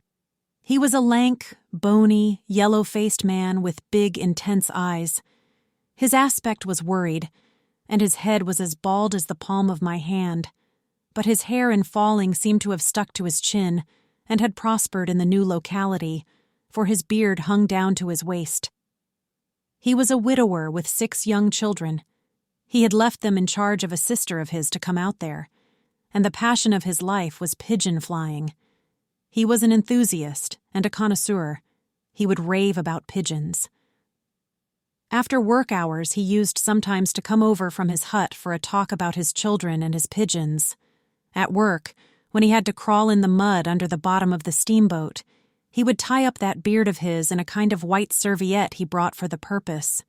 It had loops to go over his ears. In the evening he could be seen squatted on the bank rinsing that wrapper in the creek with great care, then spreading it solemnly on a bush to dry. I slapped him on the back and shouted, "We shall have rivets!" He scrambled to his feet, exclaiming, "No, rivets!" as though he couldn't believe his ears. Then in a low voice, "You, eh?" I don't know why we behaved like lunatics. I put my finger to the side of my nose and nodded mysteriously. "Good for you," he cried, snapped his fingers above his head, lifting one foot. I tried a jig. We capered on the iron deck.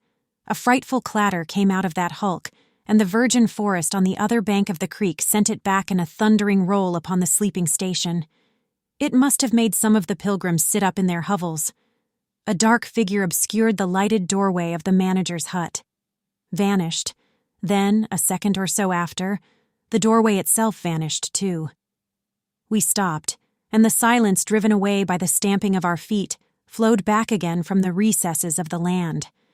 The great wall of vegetation, an exuberant and entangled mass of trunks, branches, leaves, boughs, festoons, motionless in the moonlight, was like a rioting invasion of soundless life, a rolling wave of plants, piled up, crested, ready to topple over the creek, to sweep every little man of us out of his little existence.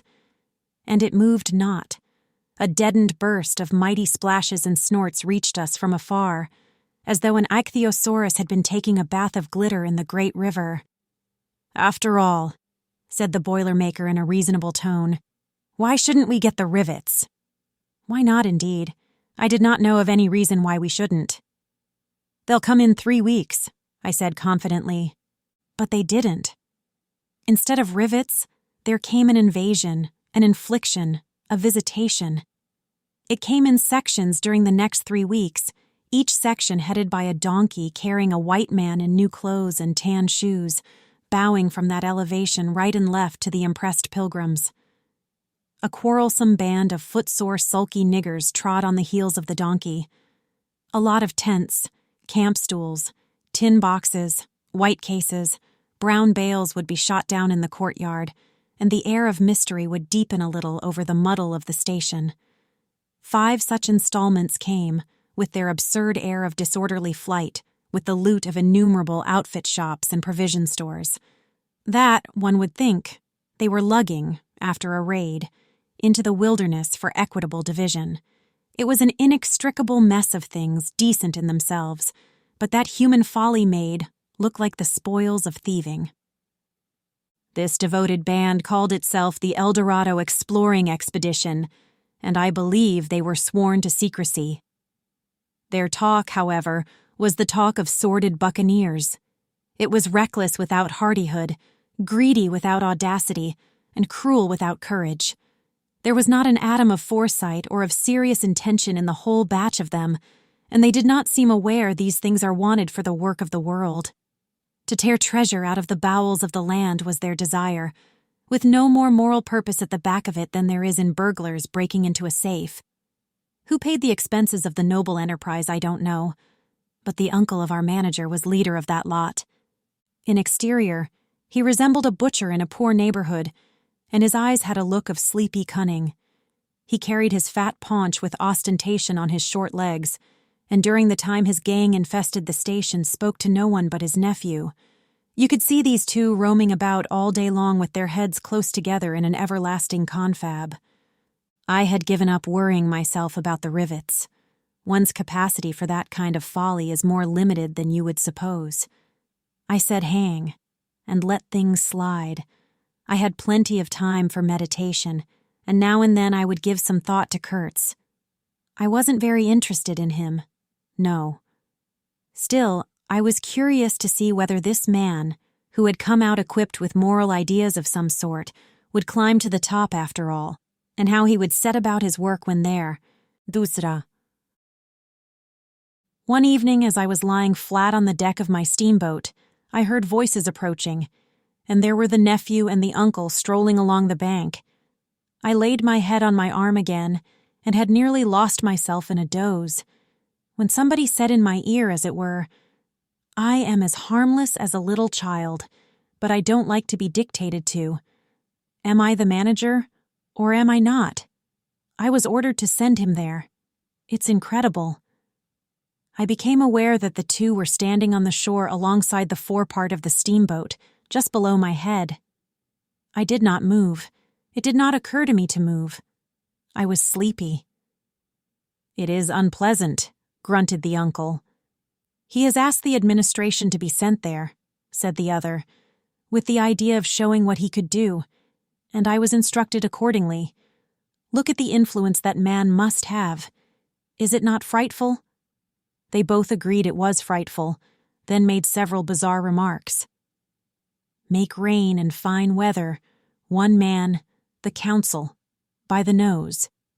Bits of absurd sentences that got the better of my drowsiness, so that I had pretty near the whole of my wits about me when the uncle said, "The climate may do away with this difficulty for you. Is he alone there?" "Yes," answered the manager.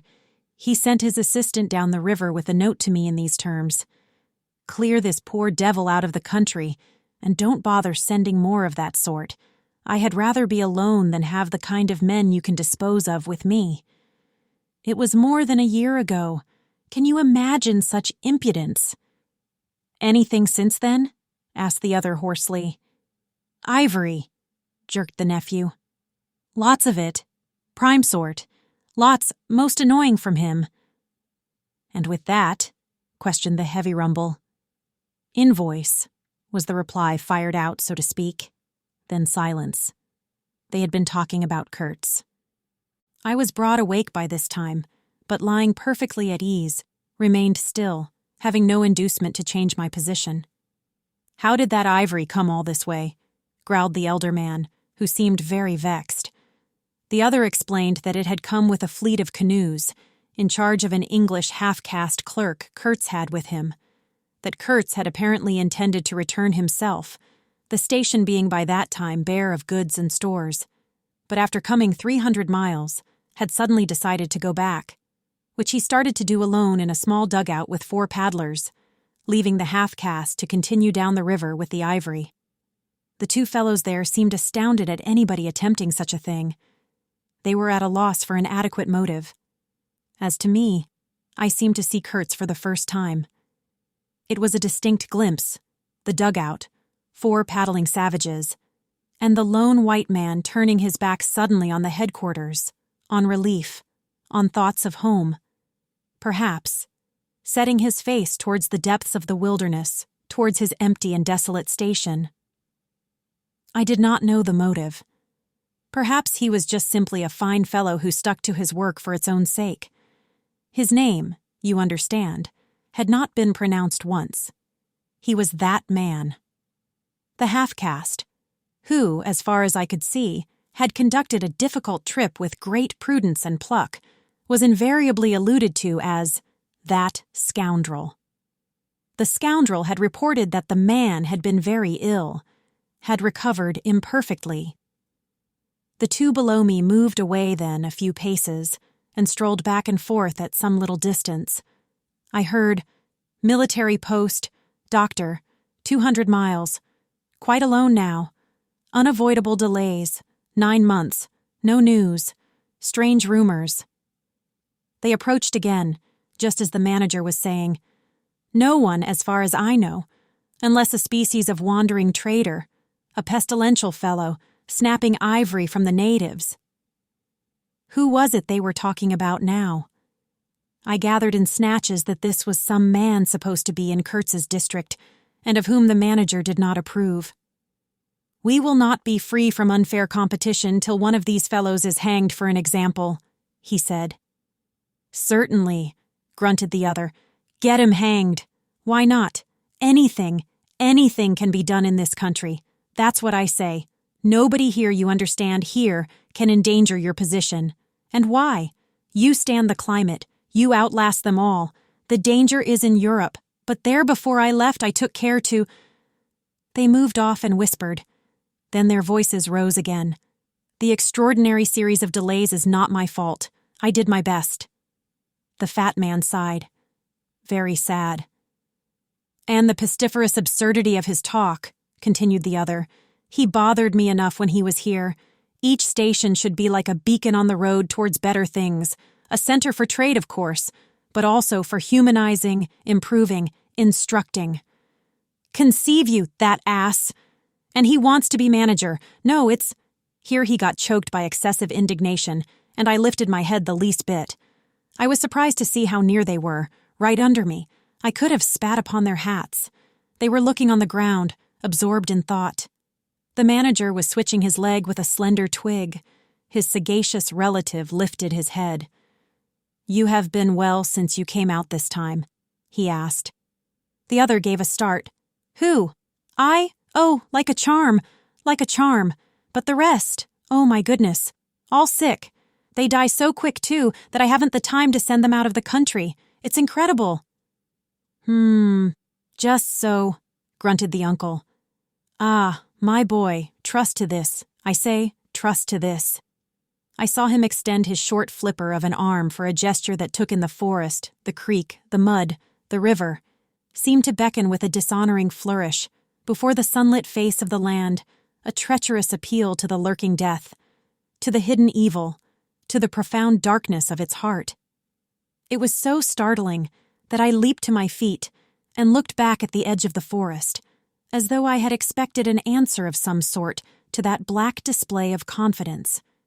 You know, the foolish notions that come to one sometimes.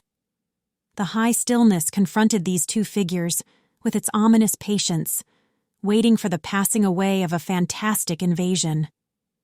They swore aloud together, out of sheer fright, I believe, then, pretending not to know anything of my existence, turned back to the station. The sun was low, and leaning forward side by side, they seemed to be tugging painfully uphill their two ridiculous shadows of unequal length that trailed behind them slowly over the tall grass without bending a single blade. In a few days, the El Dorado expedition went into the patient wilderness that closed upon it as the sea closes over a diver. Long afterwards, the news came that all the donkeys were dead. I know nothing as to the fate of the less valuable animals. They, no doubt, like the rest of us, found what they deserved. I did not inquire. I was then rather excited at the prospect of meeting Kurtz very soon.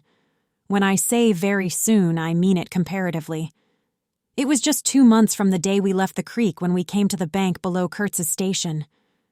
Going up that river was like traveling back to the earliest beginnings of the world, when vegetation rioted on the earth and the big trees were kings, an empty stream, a great silence, an impenetrable forest.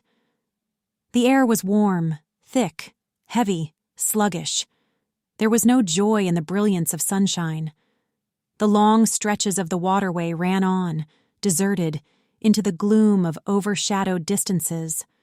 On silvery sandbanks, hippos and alligators sunned themselves side by side. The broadening waters flowed through a mob of wooded islands. You lost your way on that river, as you would in a desert, and butted all day long against shoals, trying to find the channel, till you thought yourself bewitched and cut off forever from everything you had known once, somewhere, far away, in another existence perhaps. There were moments when one's past came back to one, as it will sometimes, when you have not a moment to spare for yourself. But it came in the shape of an unrestful and noisy dream, remembered with wonder amongst the overwhelming realities of this strange world of plants and water and silence. And this stillness of life did not in the least resemble a peace.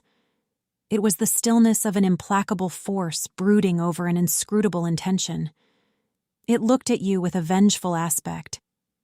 I got used to it afterwards. I did not see it any more. I had no time. I had to keep guessing at the channel. I had to discern, mostly by inspiration, the signs of hidden banks. I watched for sunken stones.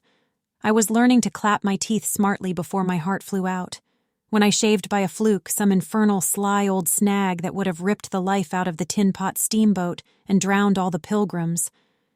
I had to keep a lookout for the signs of dead wood we could cut up in the night for next day's steaming. When you have to attend to things of that sort, to the mere incidents of the surface, the reality, I tell you, fades. The inner truth is hidden, luckily, but I felt it all the same. I felt often its mysterious stillness watching me at my monkey tricks, just as it watches you fellows performing on your respective tightropes for, what is it, half a crown a tumble. "Try to be civil, Marlow," growled a voice, and I knew there was at least one listener awake besides myself. "I beg your pardon. I forgot the heartache which makes up the rest of the price.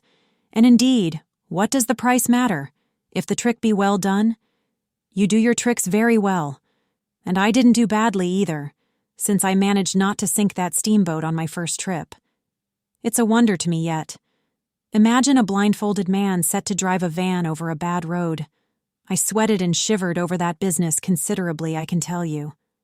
After all, for a seaman to scrape the bottom of the thing that's supposed to float all the time under his care is the unpardonable sin. No one may know of it, but you never forget the thump. Eh? A blow on the very heart. You remember it, you dream of it, you wake up at night and think of it, years after, and go hot and cold all over. I don't pretend to say that steamboat floated all the time. More than once she had to wade for a bit, with 20 cannibals splashing around and pushing. We had enlisted some of these chaps on the way for a crew. Fine fellows, cannibals in their place. They were men one could work with, and I am grateful to them. And after all, they did not eat each other before my face. They had brought along a provision of hippo meat which went rotten, and made the mystery of the wilderness stink in my nostrils. Phoo, I can sniff it now. I had the manager on board and 3 or 4 pilgrims with their staves, all complete. Sometimes we came upon a station close by the bank, clinging to the skirts of the unknown, and the white men rushing out of a tumble-down hovel with great gestures of joy and surprise and welcome seemed very strange, had the appearance of being held there captive by a spell. The word ivory would ring in the air for a while, and on we went again into the silence, along empty reaches, round the still bends, between the high walls of our winding way, reverberating in hollow claps the ponderous beat of the stern wheel. Trees, millions of trees, massive, immense, running up high, and at their foot, hugging the bank against the stream, crept the little begrimed steamboat, like a sluggish beetle crawling on the floor of a lofty portico. It made you feel very small, very lost, and yet it was not altogether depressing, that feeling. After all, if you were small, the grimy beetle crawled on, which was just what you wanted it to do. Where the pilgrims imagined it crawled to, I don't know. To some place where they expected to get something. I bet. For me, it crawled towards Kurtz, exclusively, but when the steam pipes started leaking, we crawled very slow. The reaches opened before us and closed behind, as if the forest had stepped leisurely across the water to bar the way for our return. We penetrated deeper and deeper into the heart of darkness. It was very quiet there. At night, sometimes the roll of drums behind the curtain of trees would run up the river and remain sustained faintly, as if hovering in the air high over our heads, till the first break of day. Whether it meant war, peace, or prayer, we could not tell. The dawns were heralded by the descent of a chill stillness. The woodcutters slept, their fires burned low. The snapping of a twig would make you start. We were wanderers on a prehistoric Earth, on an Earth that wore the aspect of an unknown planet. We could have fancied ourselves the first of men taking possession of an accursed inheritance, to be subdued at the cost of profound anguish and of excessive toil. But suddenly, as we struggled round a bend, there would be a glimpse of rush walls, of peaked grass roofs, a burst of yells, a whirl of black limbs, a mass of hands clapping, of feet stamping, of bodies swaying, of eyes rolling under the droop of heavy and motionless foliage. The steamer toiled along slowly on the edge of a black and incomprehensible frenzy. The prehistoric man was cursing us, praying to us, welcoming us. Who could tell? We were cut off from the comprehension of our surroundings. We glided past like phantoms, wondering and secretly appalled, as sane men would be before an enthusiastic outbreak in a madhouse. We could not understand, because we were too far, and could not remember, because we were traveling in the night of first ages, of those ages that are gone, leaving hardly a sign, and no memories. The earth seemed unearthly.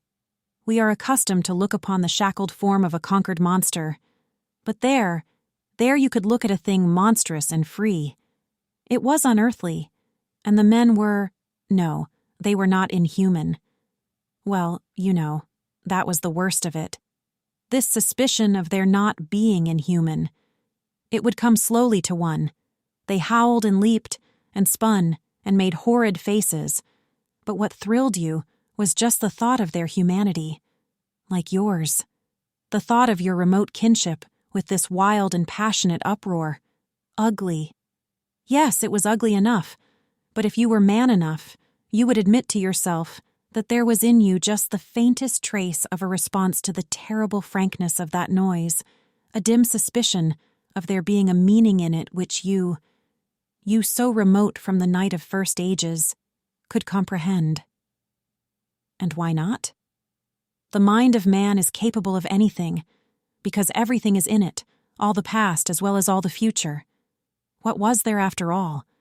Joy, fear, sorrow, devotion, valor, rage, who can tell? But truth stripped of its cloak of time. Let the fool gape and shudder. The man knows, and can look on without a wink. But he must at least be as much of a man as these on the shore. He must meet that truth with his own true stuff, with his own inborn strength. Principles won't do. Acquisitions, clothes, pretty rags that would fly off at the first good shake. No, you want a deliberate belief, an appeal to me in this fiendish row, is there? Very well.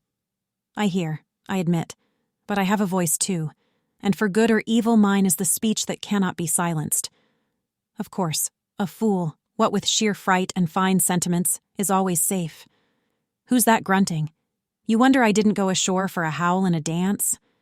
Well, no, I didn't. Fine sentiments, you say? Fine sentiments. Be hanged. I had no time. I had to mess about with white lead and strips of woolen blanket helping to put bandages on those leaky steam pipes. I tell you, I had to watch the steering and circumvent those snags and get the tin pot along by hook or by crook. There was surface truth enough in these things to save a wiser man, and between whiles I had to look after the savage who was fireman. He was an improved specimen. He could fire up a vertical boiler.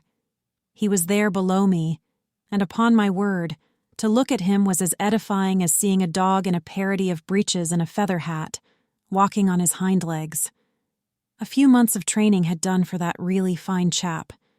He squinted at the steam gauge, and at the water gauge with an evident effort of intrepidity, and he had filed teeth too, the poor devil, and the wool of his pate shaved into queer patterns, and 3 ornamental scars on each of his cheeks.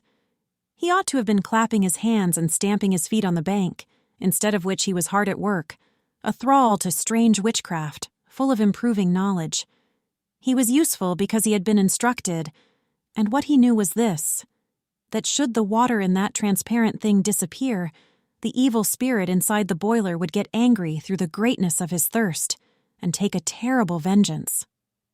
So he sweated and fired up and watched the glass fearfully, with an impromptu charm, made of rags, tied to his arm, and a piece of polished bone, as big as a watch, stuck flatways through his lower lip. While the wooded bank slipped past us slowly, the short noise was left behind, the interminable miles of silence. And we crept on, towards Kurtz. But the snags were thick, the water was treacherous and shallow. The boiler seemed indeed to have a sulky devil in it, and thus neither that fireman nor I had any time to peer into our creepy thoughts. Some 50 miles below the inner station, we came upon a hut of reeds, an inclined and melancholy pole, with the unrecognizable tatters of what had been a flag of some sort flying from it, and a neatly stacked woodpile. This was unexpected. We came to the bank, and on the stack of firewood found a flat piece of board with some faded pencil writing on it. When deciphered, it said, "Wood for you. Hurry up. Approach cautiously." There was a signature, but it was illegible, not Kurtz, a much longer word. Hurry up. Where? Up the river? Approach cautiously. We had not done so, but the warning could not have been meant for the place where it could be only found after approach. Something was wrong above. But what? And how much? That was the question. We commented adversely upon the imbecility of that telegraphic style.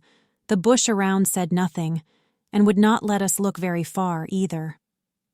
A torn curtain of red twill hung in the doorway of the hut, and flapped sadly in our faces. The dwelling was dismantled, but we could see a white man had lived there not very long ago.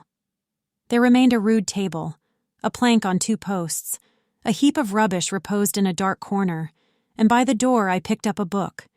It had lost its covers, and the pages had been thumbed into a state of extremely dirty softness, but the back had been lovingly stitched afresh with white cotton thread, which looked clean yet. It was an extraordinary find. Its title was An Inquiry into Some Points of Seamanship, by a man Towson, some such name, master in His Majesty's Navy. The matter looked dreary reading enough, with illustrative diagrams and repulsive tables of figures, and the copy was 60 years old. I handled this amazing antiquity with the greatest possible tenderness, lest it should dissolve in my hands. Within, Towser was inquiring earnestly into the breaking strain of ship's chains and tackle, and other such matters. Not a very enthralling book, but at the first glance you could see there a singleness of intention, an honest concern for the right way of going to work, which made these humble pages, thought out so many years ago, luminous with another than a professional light. The simple old sailor, with his talk of chains and purchases, made me forget the jungle and the pilgrims in a delicious sensation of having come upon something unmistakably real. Such a book being there was wonderful enough, but still more astounding were the notes penciled in the margin and plainly referring to the text. I couldn't believe my eyes. They were in cipher. Yes, it looked like cipher. Fancy a man lugging with him a book of that description into this nowhere and studying it, and making notes, in cipher at that. It was an extravagant mystery. I had been dimly aware for some time of a worrying noise, and when I lifted my eyes I saw the woodpile was gone, and the manager, aided by all the pilgrims, was shouting at me from the riverside. I slipped the book into my pocket. I assure you to leave off reading was like tearing myself away from the shelter of an old and solid friendship. I started the lame engine ahead. "It must be this miserable traitor, this intruder," exclaimed the manager, looking back malevolently at the place we had left. "He must be English," I said. "It will not save him from getting into trouble if he is not careful." muttered the manager darkly. I observed with assumed innocence that no man was safe from trouble in this world. The current was more rapid now, the steamer seemed at her last gasp, the stern wheel flopped languidly, and I caught myself listening on tiptoe for the next beat of the boat, for in sober truth I expected the wretched thing to give up every moment. It was like watching the last flickers of a life. But still we crawled. Sometimes I would pick out a tree a little way ahead to measure our progress towards Kurtz by, but I lost it invariably before we got abreast. To keep the eyes so long on one thing was too much for human patience. The manager displayed a beautiful resignation. I fretted and fumed and took to arguing with myself whether or no I would talk openly with Kurtz.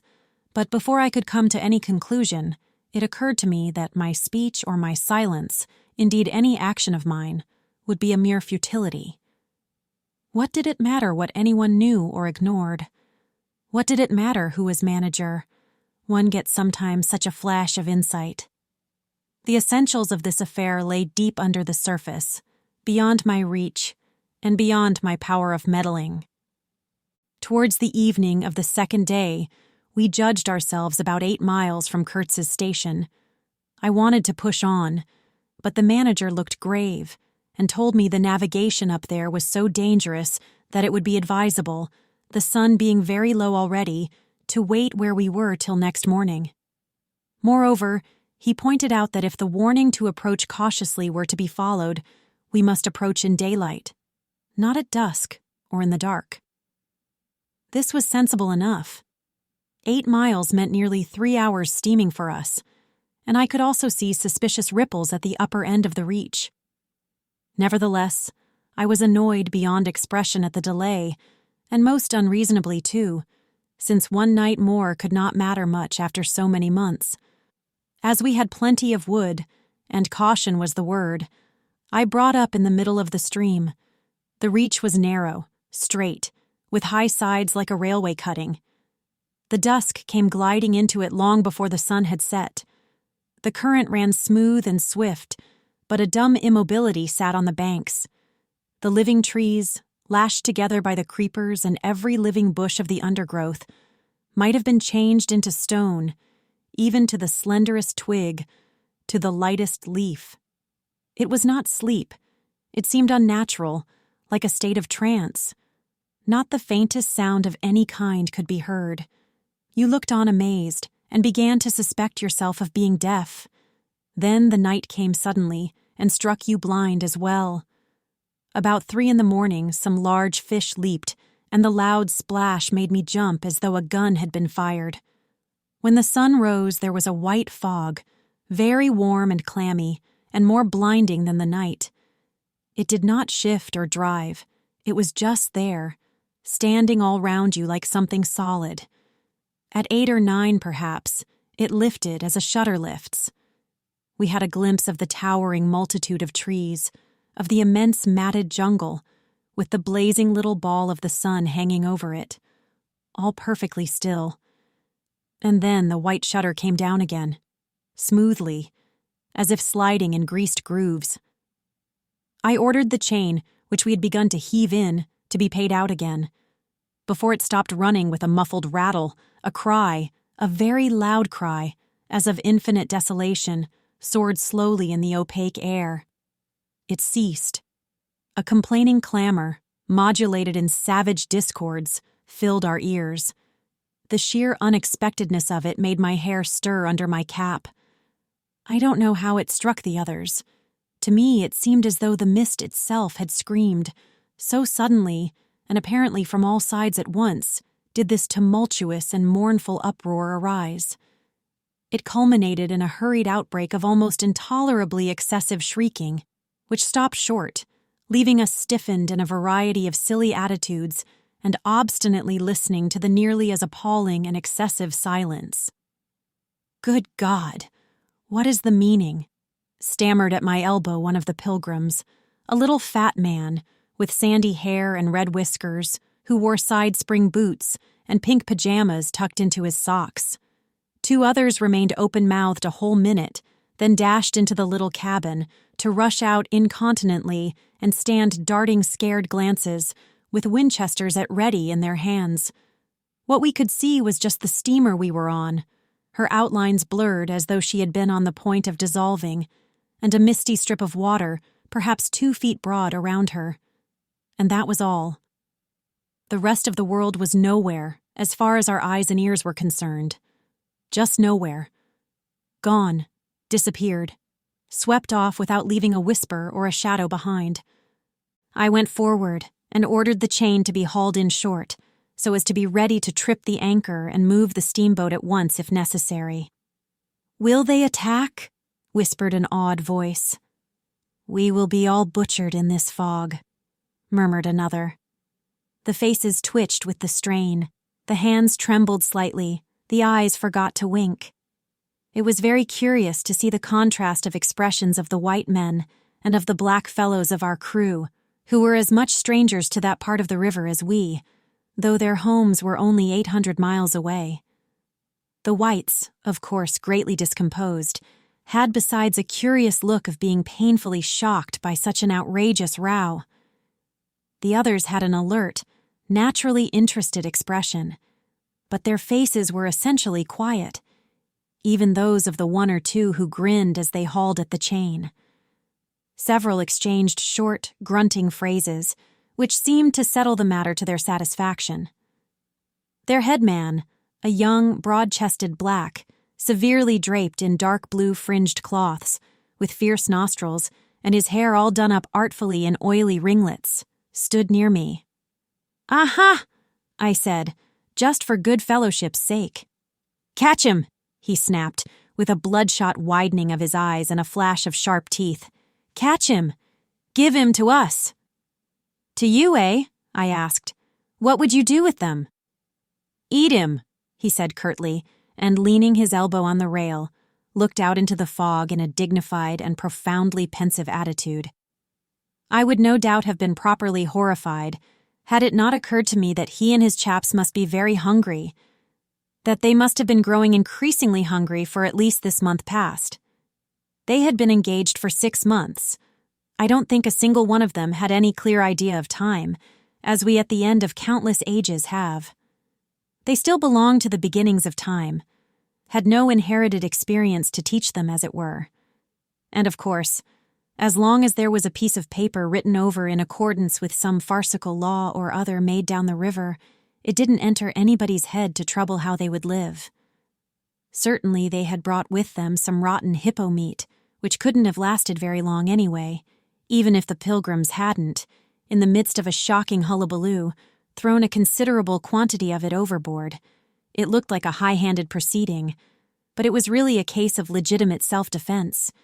You can't breathe dead hippo waking, sleeping, and eating, and at the same time keep your precarious grip on existence. Besides that, they had given them every week 3 pieces of brass wire, each about 9 inches long, and the theory was they were to buy their provisions with that currency in riverside villages. You can see how that worked. There were either no villages, or the people were hostile, or the director, who like the rest of us fed out of tins, with an occasional old he-goat thrown in, didn't want to stop the steamer for some more or less recondite reason. So, unless they swallowed the wire itself, or made loops of it to snare the fishes with, I don't see what good their extravagant salary could be to them. I must say it was paid with a regularity worthy of a large and honorable trading company. For the rest, the only thing to eat, though it didn't look eatable in the least, I saw in their possession was a few lumps of some stuff like half-cooked dough, of a dirty lavender color, they kept wrapped in leaves, and now and then swallowed a piece of, but so small that it seemed done more for the looks of the thing than for any serious purpose of sustenance. Why, in the name of all the gnawing devils of hunger, they didn't go for us, they were 30 to 5, and have a good tuck-in for once, amazes me now when I think of it. They were big, powerful men, with not much capacity to weigh the consequences, with courage, with strength, even yet, though their skins were no longer glossy and their muscles no longer hard. And I saw that something restraining, one of those human secrets that baffle probability, had come into play there. I looked at them with a swift quickening of interest, not because it occurred to me I might be eaten by them before very long, though I own to you that just then I perceived, in a new light as it were, how unwholesome the pilgrims looked, and I hoped, yes, I positively hoped, that my aspect was not so, what shall I say? So unappetizing. A touch of fantastic vanity, which fitted well with the dream sensation that pervaded all my days at that time. Perhaps I had a little fever, too. One can't live with one's finger everlastingly on one's pulse. I had often a little fever, or a little touch of other things, the playful paw strokes of the wilderness, the preliminary trifling before the more serious onslaught which came in due course. Yes, I looked at them as you would on any human being, with a curiosity of their impulses, motives, capacities, weaknesses, when brought to the test of an inexorable physical necessity. Restraint. What possible restraint? Was it superstition, disgust, patience, fear, or some kind of primitive honor? No fear can stand up to hunger. No patience can wear it out. Disgust simply does not exist where hunger is. And as to superstition, beliefs, and what you may call principles, they are less than chaff in a breeze. Don't you know the devilry of lingering starvation, its exasperating torment, its black thoughts, its somber and brooding ferocity? Well, I do. It takes a man all his inborn strength to fight hunger properly. It's really easier to face bereavement, dishonor, and the perdition of one's soul than this kind of prolonged hunger. Sad, but true. And these chaps, too, had no earthly reason for any kind of scruple. Restraint. I would just as soon have expected restraint from a hyena prowling amongst the corpses of a battlefield.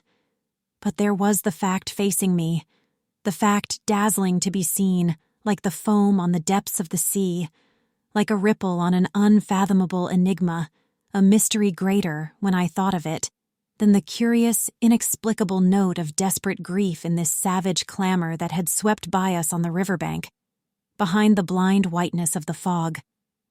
2 pilgrims were quarreling in hurried whispers as to which bank. Left. No, how can you? Right, of course. It is very serious, said the manager's voice behind me. I would be desolated if anything should happen to Kurtz before we came up. I looked at him, and had not the slightest doubt he was sincere. He was just the kind of man who would wish to preserve appearances. That was his restraint. But when he muttered something about going on at once, I did not even take the trouble to answer him.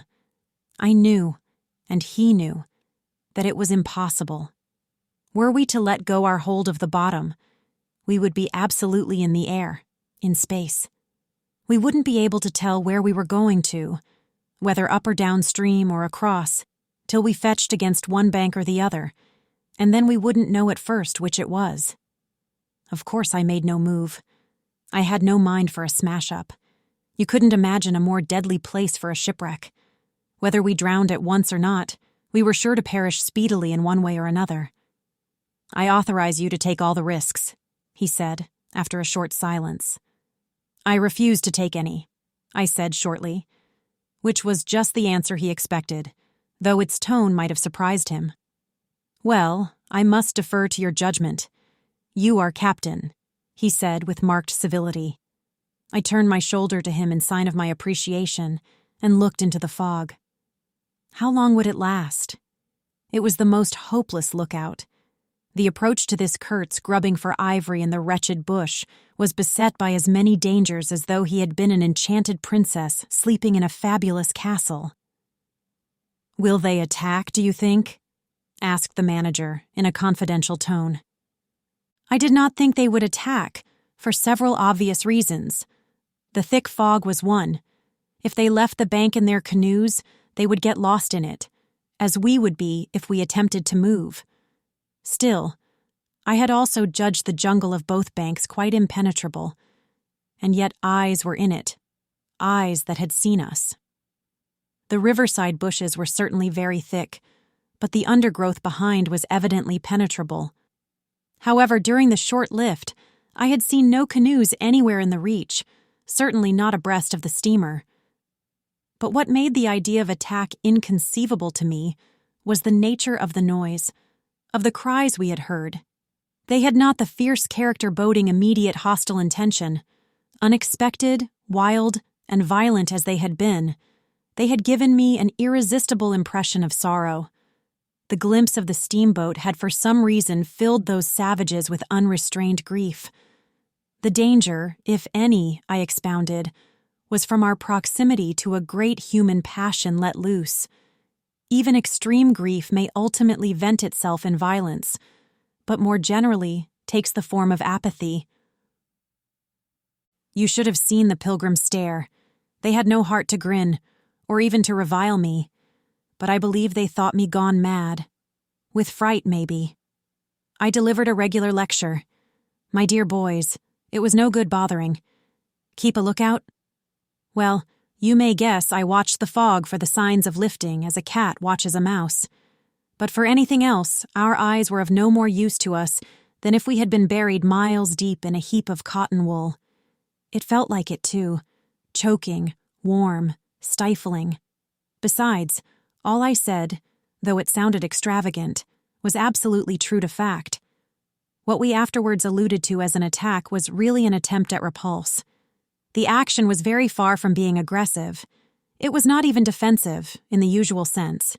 It was undertaken under the stress of desperation, and in its essence was purely protective. It developed itself, I should say, 2 hours after the fog lifted, and its commencement was at a spot, roughly speaking, about 1.5 miles below Kurtz's station. We had just floundered and flopped round a bend, when I saw an islet, a mere grassy hummock of bright green, in the middle of the stream. It was the only thing of the kind, but as we opened the reach more, I perceived it was the head of a long sandbank, or rather of a chain of shallow patches stretching down the middle of the river. They were discolored, just awash, and the whole lot was seen just under the water, exactly as a man's backbone is seen running down the middle of his back under the skin. Now, as far as I did see, I could go to the right or to the left of this. I didn't know either channel, of course. The banks looked pretty well alike, the depth appeared the same. But as I had been informed the station was on the west side, I naturally headed for the western passage. No sooner had we fairly entered it than I became aware it was much narrower than I had supposed. To the left of us there was the long, uninterrupted shoal, and to the right, a high, steep bank heavily overgrown with bushes. Above the bush, the trees stood in serried ranks. The twigs overhung the current thickly, and from distance to distance, a large limb of some tree projected rigidly over the stream. It was then well on in the afternoon. The face of the forest was gloomy, and a broad strip of shadow had already fallen on the water. In this shadow we steamed up, very slowly, as you may imagine. I sheered her well inshore, the water being deepest near the bank, as the sounding pole informed me. One of my hungry and forbearing friends was sounding in the bows just below me. This steamboat was exactly like a decked scow. On the deck, there were 2 little teakwood houses, with doors and windows. The boiler was in the forend, and the machinery right astern. Over the whole there was a light roof, supported on stanchions. The funnel projected through that roof, and in front of the funnel, a small cabin built of light planks served for a pilot house. It contained a couch, 2 camp stools, a loaded Martini Henry leaning in one corner, a tiny table, and the steering wheel. It had a wide door in front and a broad shutter at each side. All these were always thrown open, of course. I spent my days perched up there on the extreme forend of that roof, before the door. At night I slept, or tried to, on the couch. An athletic black, belonging to some coast tribe, and educated by my poor predecessor, was the helmsman. He sported a pair of brass earrings, wore a blue cloth wrapper from the waist to the ankles, and thought all the world of himself. He was the most unstable kind of fool I had ever seen. He steered with no end of a swagger while you were by, but if he lost sight of you, he became instantly the prey of an abject funk, and would let that cripple of a steamboat get the upper hand of him in a minute. I was looking down at the sounding pole, and feeling much annoyed to see it each try a little more of it stick out of that river, when I saw my poleman give up on the business suddenly and stretch himself flat on the deck without even taking the trouble to haul his pole in. He kept hold on it, though, and it trailed in the water. At the same time, the fireman, whom I could also see below me, sat down abruptly before his furnace and ducked his head. I was amazed. Then I had to look at the river mighty quick, because there was a snag in the fairway. Sticks, little sticks, were flying about, thick. They were whizzing before my nose, dropping below me, striking behind me against my pilot house. All this time the river, the shore, the woods were very quiet, perfectly quiet. I could only hear the heavy splashing thump of the stern wheel and the patter of these things. We cleared the snag clumsily. Arrows, by Jove! We were being shot at. I stepped in quickly to close the shutter on the land side. That fool helmsman, his hands on the spokes, was lifting his knees high, stamping his feet, champing his mouth like a reined-in horse. Confound him! And we were staggering within 10 feet of the bank. I had to lean right out to swing the heavy shutter, and I saw a face amongst the leaves on the level with my own, looking at me very fierce and steady. And then suddenly, as though a veil had been removed from my eyes, I made out, deep in the tangled gloom, naked breasts, arms, legs, glaring eyes. The bush was swarming with human limbs in movement, glistening of bronze color. The twigs shook, swayed, and rustled. The arrows flew out of them, and then the shutter came to. "Steer her straight," I said to the helmsman. He held his head rigid, face forward, but his eyes rolled. He kept on lifting and setting down his feet gently. His mouth foamed a little. "Keep quiet," I said in a fury. I might just as well have ordered a tree not to sway in the wind. I darted out. Below me there was a great scuffle of feet on the iron deck, confused exclamations. A voice screamed, "Can you turn back?" I caught sight of a V-shaped ripple on the water ahead. What? Another snag. A fusillade burst out under my feet. The pilgrims had opened with their Winchesters and were simply squirting lead into that bush. A deuce of a lot of smoke came up and drove slowly forward. I swore at it. Now I couldn't see the ripple or the snag either. I stood in the doorway peering, and the arrows came in swarms. They might have been poisoned, but they looked as though they wouldn't kill a cat. The bush began to howl. Our woodcutters raised a warlike whoop. The report of a rifle just at my back deafened me. I glanced over my shoulder, and the pilot house was yet full of noise and smoke when I made a dash at the wheel. The fool nigger had dropped everything to throw the shutter open and let off that Martini Henry. He stood before the wide opening, glaring, and I yelled at him to come back while I straightened the sudden twist out of that steamboat. There was no room to turn even if I had wanted to. The snag was somewhere very near ahead in that confounded smoke. There was no time to lose. So I just crowded her into the bank, right into the bank, where I knew the water was deep. We tore slowly along the overhanging bushes, in a whirl of broken twigs and flying leaves. The fusillade below stopped short, as I had foreseen it would when the squirts got empty. I threw my head back to a glinting whiz that traversed the pilot house, in at one shutter hole and out at the other.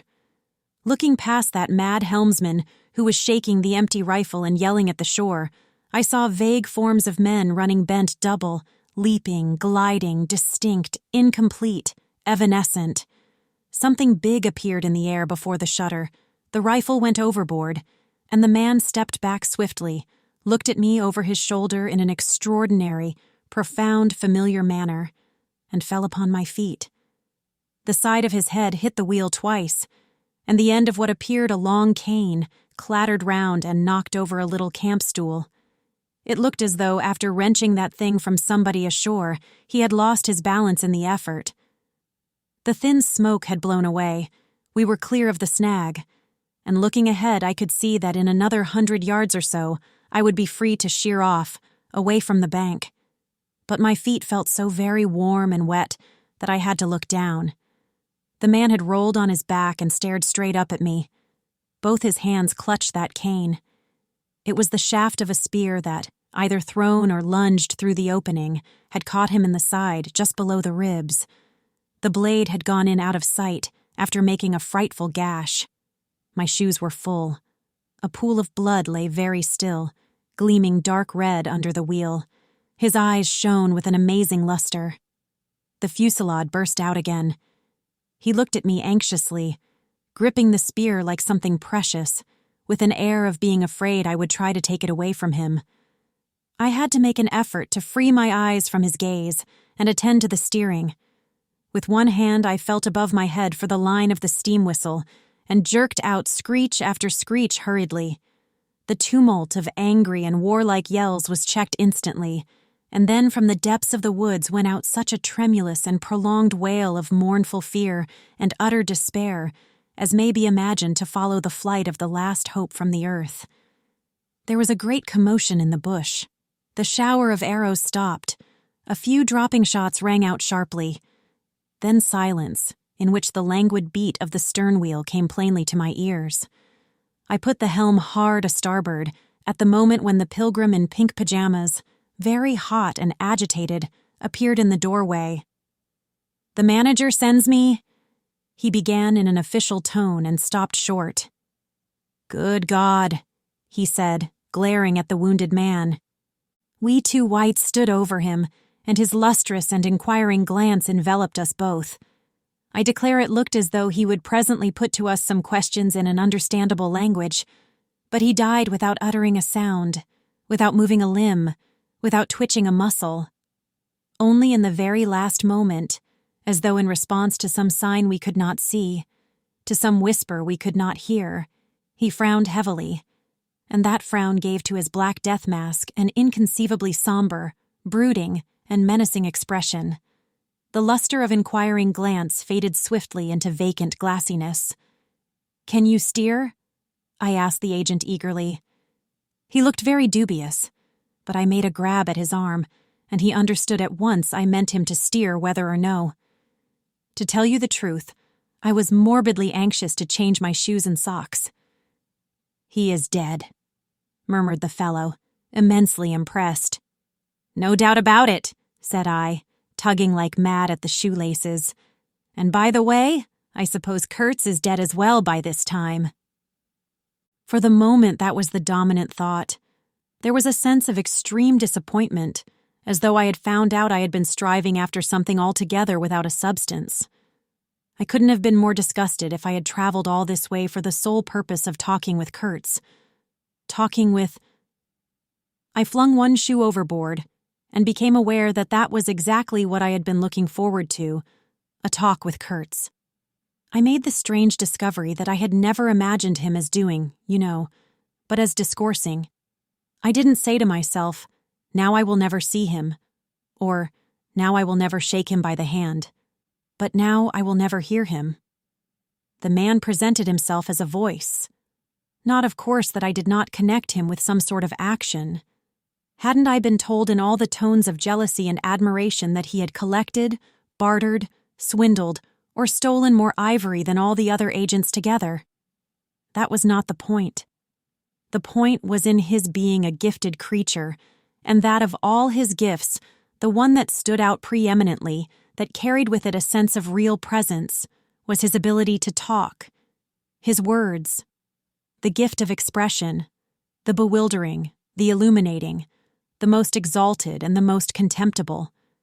The pulsating stream of light, or the deceitful flow from the heart of an impenetrable darkness. The other shoe went flying unto the devil god of that river. I thought, "By Jove, it's all over. We are too late. He has vanished. The gift has vanished, by means of some spear, arrow, or club. I will never hear that chap speak after all." And my sorrow had a startling extravagance of emotion, even such as I had noticed in the howling sorrow of these savages in the bush. I couldn't have felt more of lonely desolation somehow. Had I been robbed of a belief, or had missed my destiny in life? Why do you sigh in this beastly way, somebody? Absurd? Well, absurd. Good Lord, mustn't a man ever— Here, give me some tobacco. There was a pause of profound stillness. Then a match flared, and Marlow's lean face appeared, worn, hollow, with downward folds and dropped eyelids, with an aspect of concentrated attention. And as he took vigorous draws at his pipe, it seemed to retreat and advance out of the night in the regular flicker of tiny flame. The match went out. "Absurd!" he cried. "This is the worst of trying to tell. Here you all are, each moored with two good addresses, like a hulk with two anchors, a butcher round one corner, a policeman round another, excellent appetites, and temperature normal, you hear, normal from year's end to year's end. And you say absurd, absurd be, exploded, absurd. My dear boys, what can you expect from a man who out of sheer nervousness had just flung overboard a pair of new shoes? Now I think of it, it is amazing I did not shed tears. I am, upon the whole, proud of my fortitude. I was cut to the quick at the idea of having lost the inestimable privilege of listening to the gifted Kurtz. Of course I was wrong. The privilege was waiting for me. Oh yes, I heard more than enough. And I was right too. A voice. He was very little more than a voice. And I heard him, this voice, other voices. All of them were so little more than voices. And the memory of that time itself lingers around me, impalpable, like a dying vibration of one immense jabber, silly, atrocious, sordid, savage, or simply mean, without any kind of sense. Voices, voices, even the girl herself, now. He was silent for a long time. I laid the ghost of his gifts at last with a lie, he began suddenly. Girl. What? Did I mention a girl? Oh, she is out of it, completely. They, the women I mean, are out of it, should be out of it. We must help them to stay in that beautiful world of their own, lest ours gets worse. Oh, she had to be out of it. You should have heard the disinterred body of Kurtz saying, "My intended." You would have perceived directly then how completely she was out of it. And the lofty frontal bone of Kurtz. They say the hair goes on growing sometimes, but this, specimen, was impressively bald. The wilderness had patted him on the head, and behold, it was like a ball, an ivory ball. It had caressed him, and lo, he had withered. It had taken him, loved him, embraced him, got into his veins, consumed his flesh, and sealed his soul to its own by the inconceivable ceremonies of some devilish initiation. He was its spoiled and pampered favorite. Ivory? I should think so. Heaps of it. Stacks of it. The old mud shanty was bursting with it. You would think there was not a single tusk left either above or below the ground in the whole country. Mostly fossil, the manager had remarked, disparagingly. It was no more fossil than I am, but they call it fossil when it is dug up. It appears these niggers do bury the tusks sometimes, but evidently they couldn't bury this parcel deep enough to save the gifted Kurtz from his fate. We filled the steamboat with it, and had to pile a lot on the deck.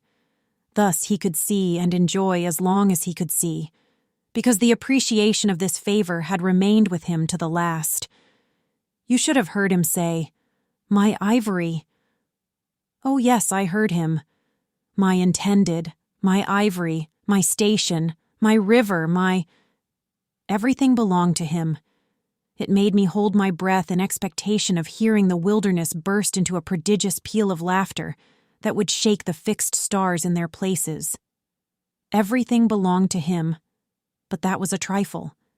The thing was to know what he belonged to, how many powers of darkness claimed him for their own. That was the reflection that made you creepy all over. It was impossible.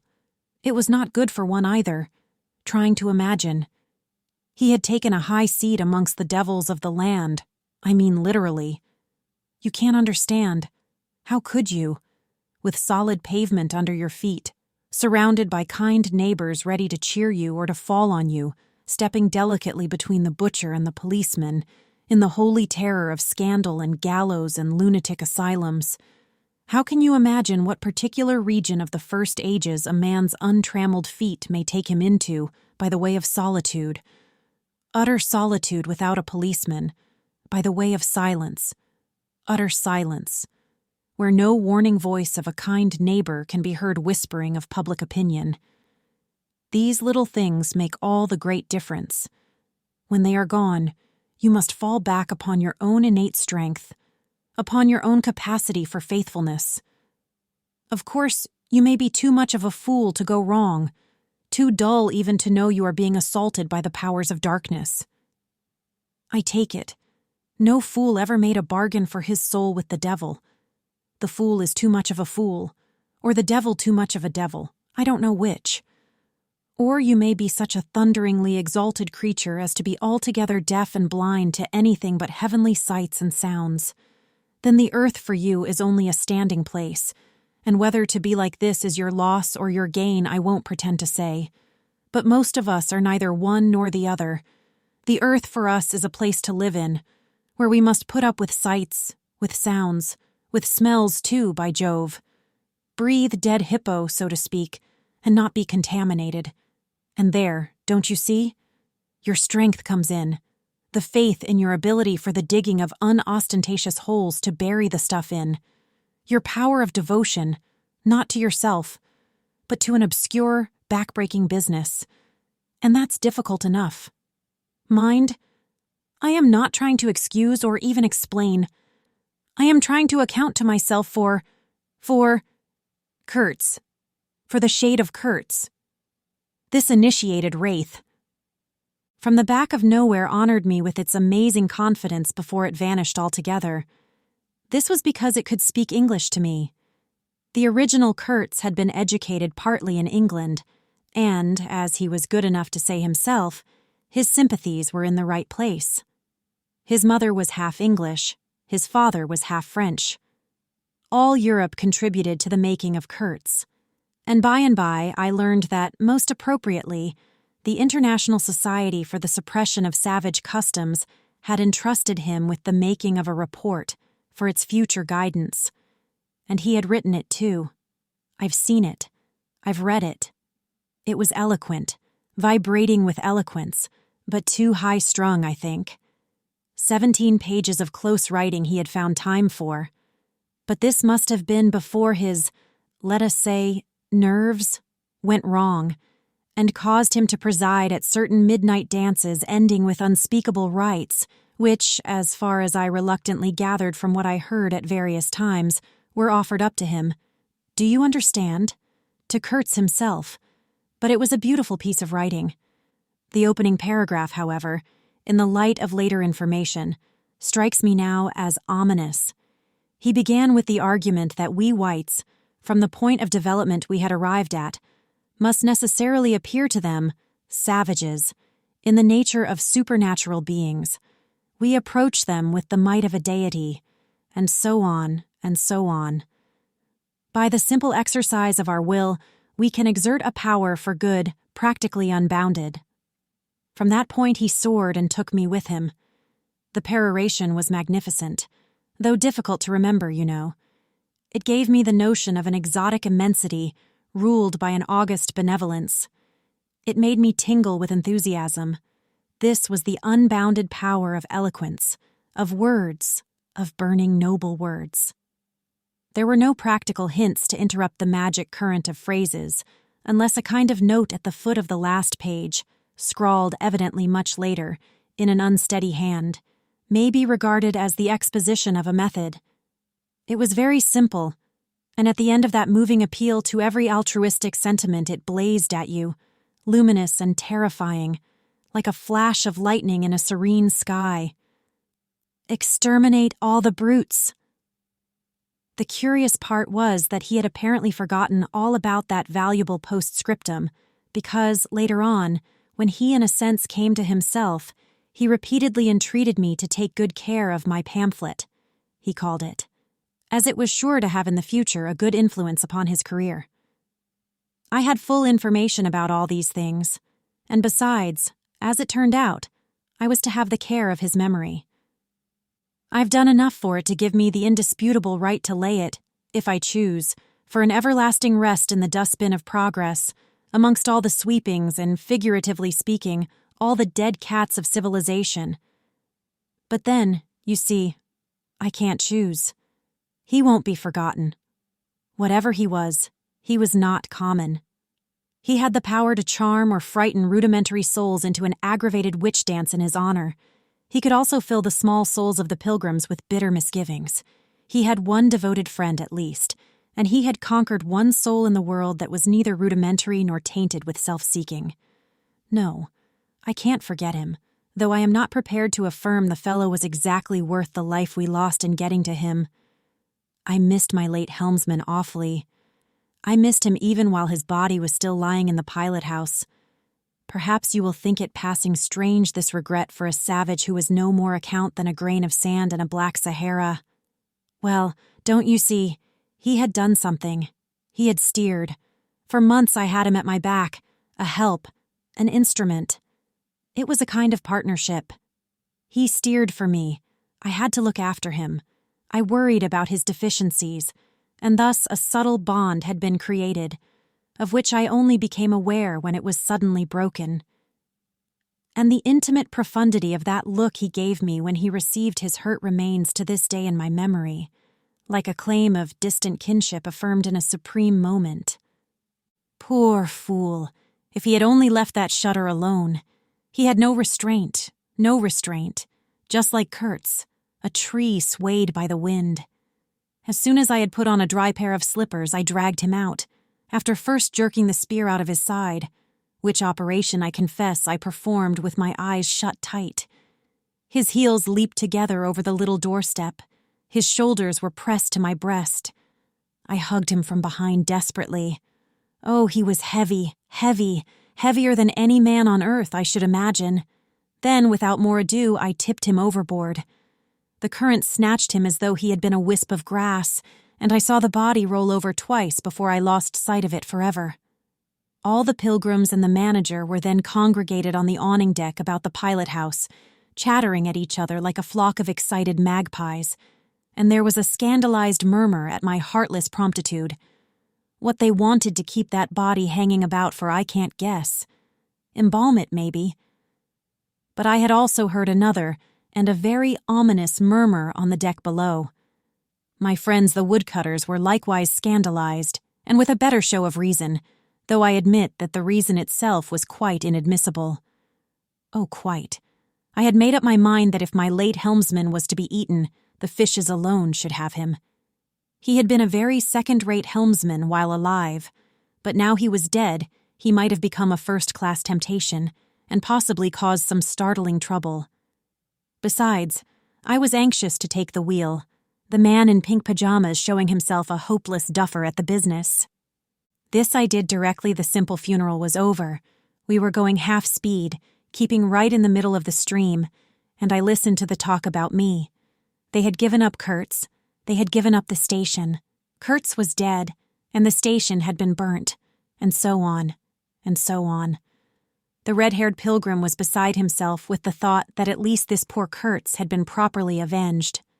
Say, we must have made a glorious slaughter of them in the bush, eh? What do you think? Say? He positively danced, the bloodthirsty little gingery beggar, and he had nearly fainted when he saw the wounded man. I could not help saying, "You made a glorious lot of smoke anyhow." I had seen, from the way the tops of the bushes rustled and flew, that almost all the shots had gone too high. You can't hit anything unless you take aim and fire from the shoulder. But these chaps fired from the hip with their eyes shut. The retreat, I maintained, and I was right, was caused by the screeching of the steam whistle. Upon this they forgot Kurtz, and began to howl at me with indignant protests. The manager stood by the wheel, murmuring confidentially, about the necessity of getting well away down the river before dark at all events, when I saw in the distance a clearing on the riverside and the outlines of some sort of building. "What's this?" I asked. He clapped his hands in wonder. "The station!" he cried. I edged in at once, still going half speed. Through my glasses, I saw the slope of a hill interspersed with rare trees and perfectly free from undergrowth. A long, decaying building on the summit was half buried in the high grass. The large holes in the peaked roof gaped black from afar. The jungle and the woods made a background. There was no enclosure or fence of any kind, but there had been one apparently, for near the house, half a dozen slim posts remained in a row, roughly trimmed, and with their upper ends ornamented with round carved balls. The rails, or whatever there had been between, had disappeared. Of course, the forest surrounded all that. The riverbank was clear, and on the waterside I saw a white man under a hat like a cartwheel, beckoning persistently with his whole arm. Examining the edge of the forest above and below, I was almost certain I could see movements, human forms gliding here and there. I steamed past prudently, then stopped the engines and let her drift down. The man on the shore began to shout, urging us to land. "We have been attacked!" screamed the manager. I know, it's all right," yelled back the other, as cheerful as you please. "Come along, it's all right. I am glad." His aspect reminded me of something I had seen, something funny I had seen somewhere. As I maneuvered to get alongside, I was asking myself, what does this fellow look like? Suddenly I got it. He looked like a harlequin.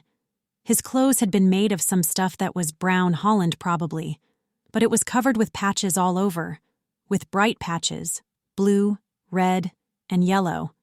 Patches on the back, patches on the front, patches on elbows, on knees, colored binding around his jacket, scarlet edging at the bottom of his trousers. And the sunshine made him look extremely gay and wonderfully neat withal, because you could see how beautifully all this patching had been done. A beardless, boyish face, very fair, no features to speak of, nose peeling, little blue eyes, smiles and frowns chasing each other over that open countenance like sunshine and shadow on a windswept plain.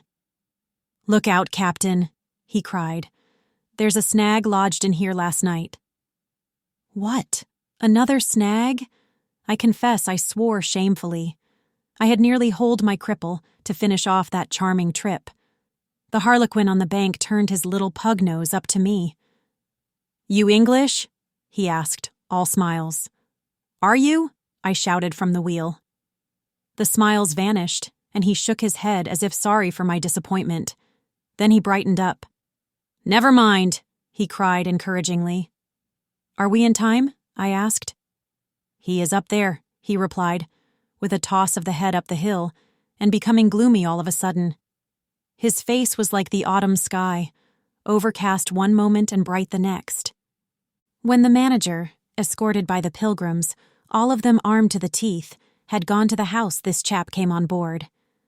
"I say, I don't like this. These natives are in the bush," I said. He assured me earnestly it was all right. "They are simple people," he added. "Well, I am glad you came. It took me all my time to keep them off." "But you said it was all right," I cried. "Oh, they meant no harm," he said, and as I stared, he corrected himself. "Not exactly." Then vivaciously, "My faith, your pilot house wants a cleanup." In the next breath, he advised me to keep enough steam on the boiler to blow the whistle in case of any trouble. "One good screech will do more for you than all your rifles. They are simple people," he repeated. He rattled away at such a rate he quite overwhelmed me. He seemed to be trying to make up for lots of silence, and actually hinted, laughing, that such was the case. "Don't you talk with Kurtz?" I said. "You don't talk with that man. You listen to him," he exclaimed with severe exultation. "But now—" He waved his arm, and in the twinkling of an eye was in the uttermost depths of despondency. In a moment he came up again with a jump, possessed himself of both my hands, shook them continuously while he gabbled, "Brother sailor, honor, pleasure, delight, introduce myself, Russian, son of an archpriest, government of Tambov. What? Tobacco, English tobacco, the excellent English tobacco. Now that's brotherly. Smoke? Where's a sailor that does not smoke?"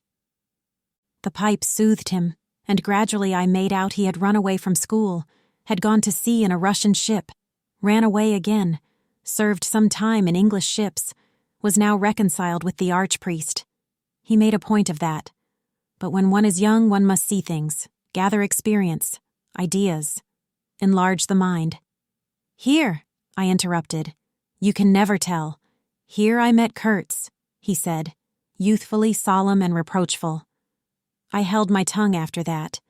It appears he had persuaded a Dutch trading house on the coast to fit him out with stores and goods, and had started for the interior with a light heart and no more idea of what would happen to him than a baby.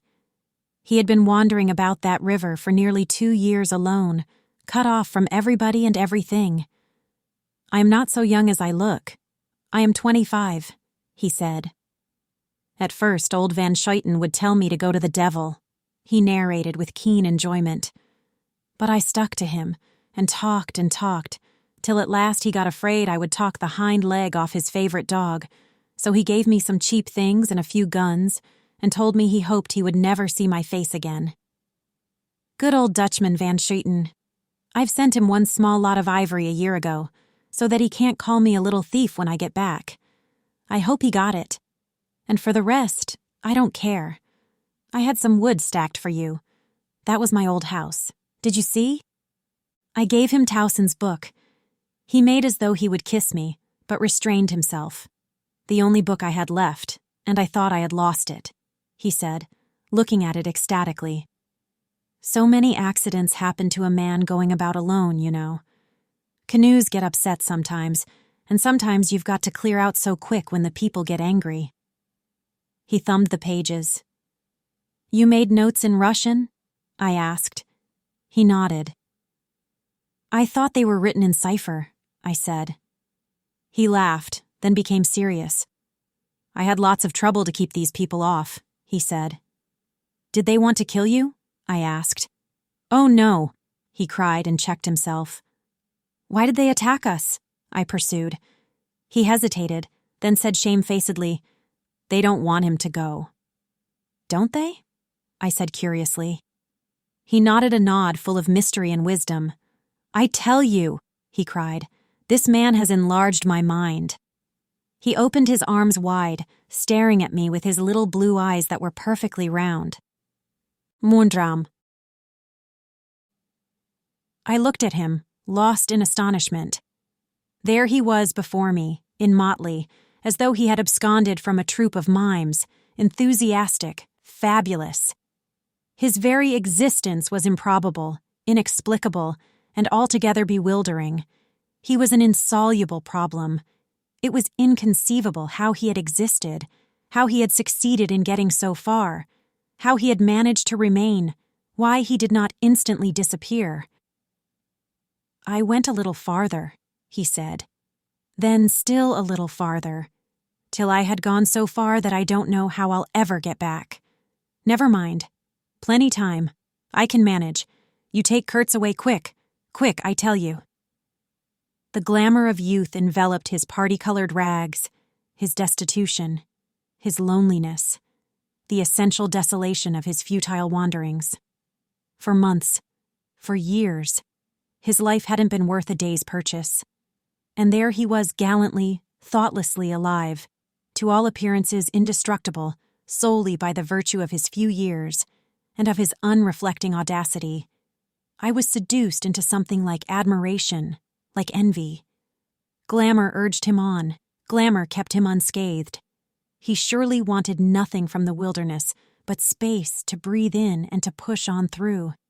His need was to exist, and to move onwards at the greatest possible risk and with a maximum of privation.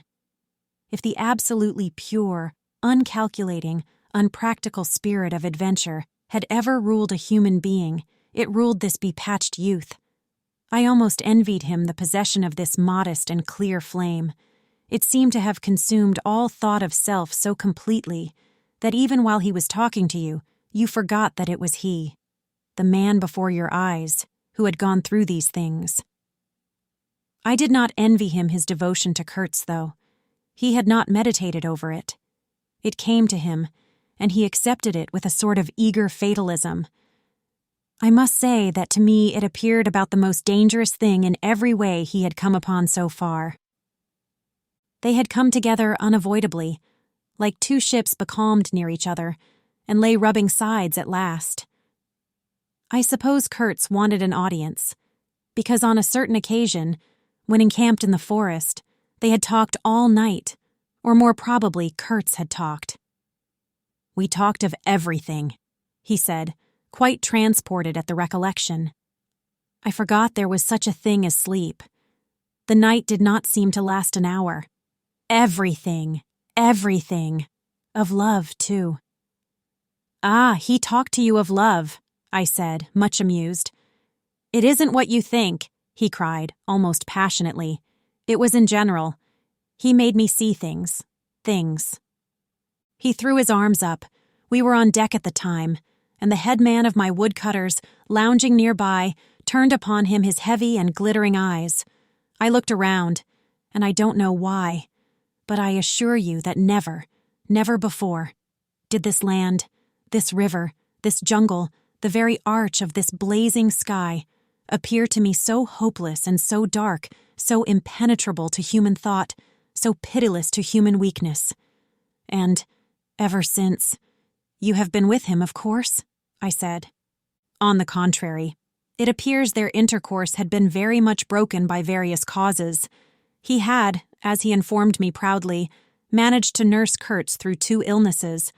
He alluded to it as you would to some risky feat. But as a rule, Kurtz wandered alone, far in the depths of the forest. Very often coming to this station, I had to wait days and days before he would turn up," he said. "Ah, it was worth waiting for.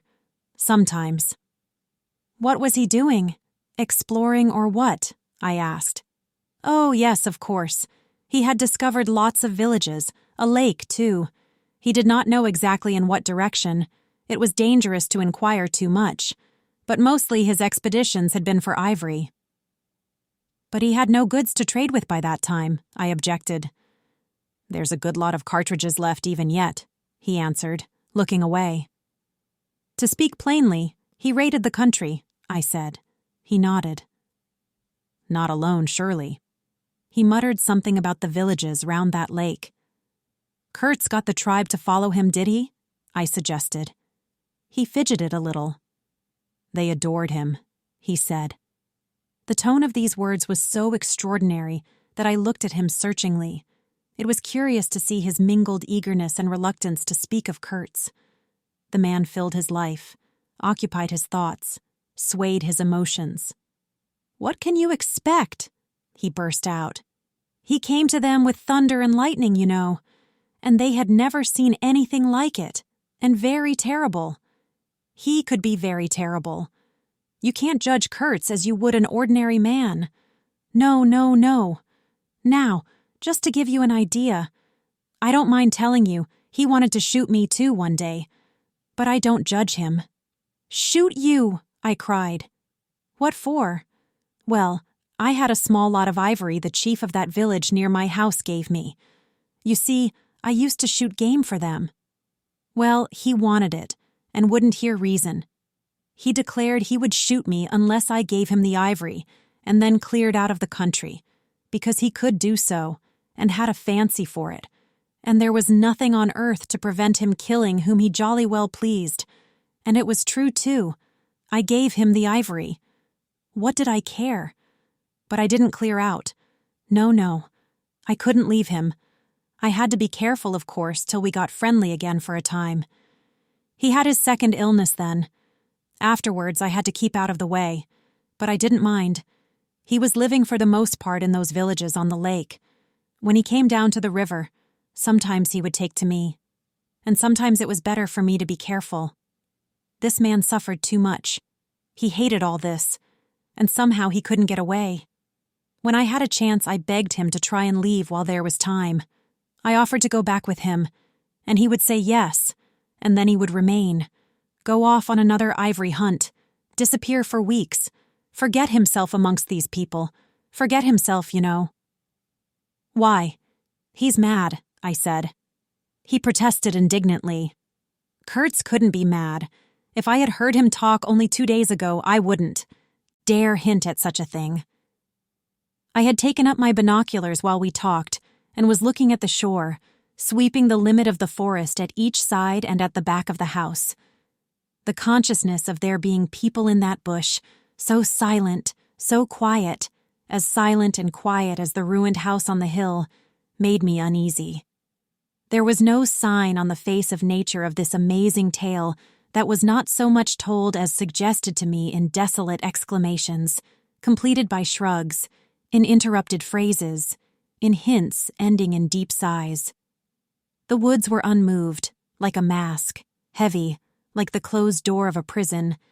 They looked with their air of hidden knowledge, of patient expectation, of unapproachable silence.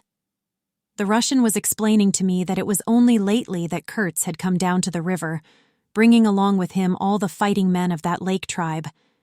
He had been absent for several months, getting himself adored, I suppose, and had come down unexpectedly, with the intention to all appearance of making a raid either across the river or downstream. Evidently, the appetite for more ivory had got the better of the, what shall I say, less material aspirations. However, he had got much worse suddenly. I heard he was lying helpless, and so I came up, took my chance, said the Russian. Oh, he is bad, very bad. I directed my glass to the house. There were no signs of life, but there was the ruined roof, the long mud wall peeping above the grass, with 3 little square window holes, no 2 of the same size. All this brought within reach of my hand, as it were. And then I made a brusque movement, and one of the remaining posts of that vanished fence leaped up in the field of my glass. You remember I told you I had been struck at the distance by certain attempts at ornamentation, rather remarkable in the ruinous aspect of the place. Now I had suddenly a nearer view, and its first result was to make me throw my head back, as if before a blow. Then I went carefully from post to post with my glass, and I saw my mistake. These round knobs were not ornamental but symbolic. They were expressive and puzzling, striking and disturbing, food for thought and also for vultures if there had been any looking down from the sky, but at all events for such ants as were industrious enough to ascend the pole. They would have been even more impressive, those heads on the stakes, if their faces had not been turned to the house. Only one, the first I had made out, was facing my way. I was not so shocked as you may think. The start back I had given was really nothing but a movement of surprise. I had expected to see a knob of wood there, you know. I returned deliberately to the first I had seen, and there it was, black, dried, sunken, with closed eyelids, a head that seemed to sleep at the top of that pole, and, with the shrunken, dry lips showing a narrow white line of the teeth, was smiling too, smiling continuously at some endless and jocose dream of that eternal slumber. I am not disclosing any trade secrets. In fact, the manager said afterwards that Kurtz's methods had ruined the district. I have no opinion on that point, but I want you clearly to understand that there was nothing exactly profitable in these heads being there. They only showed that Kurtz lacked restraint in the gratification of his various lusts, that there was something wanting in him, some small matter which, when the pressing need arose, could not be found under his magnificent eloquence. Whether he knew of this deficiency himself, I can't say. I think the knowledge came to him at last, only at the very last. But the wilderness had found him out early and had taken on him a terrible vengeance for the fantastic invasion. I think it had whispered to him things about himself which he did not know, things of which he had no conception till he took counsel with this great solitude, and the whisper had proved irresistibly fascinating. It echoed loudly within him, because he was hollow at the core. I put down the glass, and the head that had appeared near enough to be spoken to seemed at once to have leaped away from me into inaccessible distance. The admirer of Kurtz was a bit crestfallen. In a hurried, indistinct voice, he began to assure me he had not dared to take these, say, symbols down. He was not afraid of the natives. They would not stir till Kurtz gave the word. His ascendancy was extraordinary. The camps of these people surrounded the place, and the chiefs came every day to see him.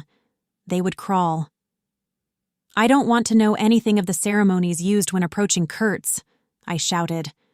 Curious, this feeling that came over me that such details would be more intolerable than those heads drying on the stakes under Kurtz's windows. After all, that was only a savage sight, while I seemed at one bound to have been transported into some lightless region of subtle horrors, where pure, uncomplicated savagery was a positive relief, being something that had a right to exist, obviously, in the sunshine. The young man looked at me with surprise. I suppose it did not occur to him that Kurtz was no idol of mine. He forgot I hadn't heard any of these splendid monologues on, what was it? On love, justice, conduct of life, or whatnot. If it had come to crawling before Kurtz, he crawled as much as the veriest savage of them all. "I had no idea of the conditions," he said. "These heads were the heads of rebels." I shocked him excessively by laughing. Rebels! What would be the next definition I was to hear? There had been enemies, criminals, workers, and these were rebels. Those rebellious heads looked very subdued to me on their sticks. "You don't know how such a life tries a man like Kurtz," cried Kurtz's last disciple. "Well, and you," I said. I am a simple man. I have no great thoughts. I want nothing from anybody. How can you compare me to—" His feelings were too much for speech, and suddenly he broke down. "I don't understand," he groaned. "I've been doing my best to keep him alive, and that's enough. I had no hand in all this. I have no abilities. There hasn't been a drop of medicine or a mouthful of invalid food for months here. He was shamefully abandoned. A man like this, with such ideas. Shamefully. I haven't slept for the last 10 nights. His voice lost itself in the calm of the evening. The long shadows of the forest had slipped downhill while we talked, had gone far beyond the ruined hovel, beyond the symbolic row of stakes. All this was in the gloom, while we down there were yet in the sunshine, and the stretch of the river abreast of the clearing glittered in a still and dazzling splendor, with a murky and overshadowed bend above and below. Not a living soul was seen on the shore. The bushes did not rustle. Suddenly, round the corner of the house, a group of men appeared, as though they had come up from the ground. They waded waist-deep in the grass, in a compact body, bearing an improvised stretcher in their midst. Instantly, in the emptiness of the landscape, a cry arose whose shrillness pierced the still air like a sharp arrow flying straight to the very heart of the land. And, as if by enchantment, streams of human beings, of naked human beings, with spears in their hands, with bows, with shields, with wild glances and savage movements, were poured into the clearing by the dark-faced and pensive forest. The bushes shook, the grass swayed for a time, and then everything stood still in attentive immobility. "Now, if he does not say the right thing to them, we are all done for," said the Russian at my elbow. The knot of men with the stretcher had stopped too, halfway to the steamer, as if petrified. I saw the man on the stretcher sit up, lank and with an uplifted arm, above the shoulders of the bearers. Let us hope that the man who can talk so well of love in general will find some particular reason to spare us this time, I said. I resented bitterly the absurd danger of our situation, as if to be at the mercy of that atrocious phantom had been a dishonoring necessity. I could not hear a sound, but through my glasses I saw the thin arm extended commandingly, the lower jaw moving, the eyes of that apparition shining darkly far in its bony head, that nodded with grotesque jerks. Kurtz, Kurtz. That means short in German, don't it? Well, the name was as true as everything else in his life, and death. He looked at least 7 feet long. His covering had fallen off, and his body emerged from it pitiful and appalling as from a winding sheet. I could see the cage of his ribs all astir, the bones of his arm waving. It was as though an animated image of death carved out of old ivory had been shaking its hand with menaces at a motionless crowd of men made of dark and glittering bronze. I saw him open his mouth wide. It gave him a weirdly voracious aspect, as though he had wanted to swallow all the air, all the earth, all the men before him. A deep voice reached me faintly. He must have been shouting. He fell back suddenly. The stretcher shook as the bearers staggered forward again, and almost at the same time I noticed that the crowd of savages was vanishing without any perceptible movement of retreat, as if the forest that had ejected these beings so suddenly had drawn them in again as the breath is drawn in a long aspiration. Some of the pilgrims behind the stretcher carried his arms: 2 shotguns, a heavy rifle, and a light revolver carbine, the thunderbolts of that pitiful Jupiter. The manager bent over him, murmuring as he walked beside his head. They laid him down in one of the little cabins, just a room for a bed place and a camp stool or 2, you know. We had brought his belated correspondence, and a lot of torn envelopes and open letters littered his bed. His hand roamed feebly amongst these papers. I was struck by the fire of his eyes and the composed languor of his expression. It was not so much the exhaustion of disease. He did not seem in pain. This shadow looked satiated and calm, as though for the moment it had had its fill of all the emotions. He rustled one of the letters, and looking straight in my face, said, "I am glad." Somebody had been writing to him about me. These special recommendations were turning up again. The volume of tone he emitted without effort, almost without the trouble of moving his lips, amazed me. A voice. A voice. It was grave, profound, vibrating, while the man did not seem capable of a whisper. However, he had enough strength in him, factitious no doubt, to very nearly make an end of us, as you shall hear directly. The manager appeared silently in the doorway. I stepped out at once, and he drew the curtain after me. The Russian, eyed curiously by the pilgrims, was staring at the shore. I followed the direction of his glance.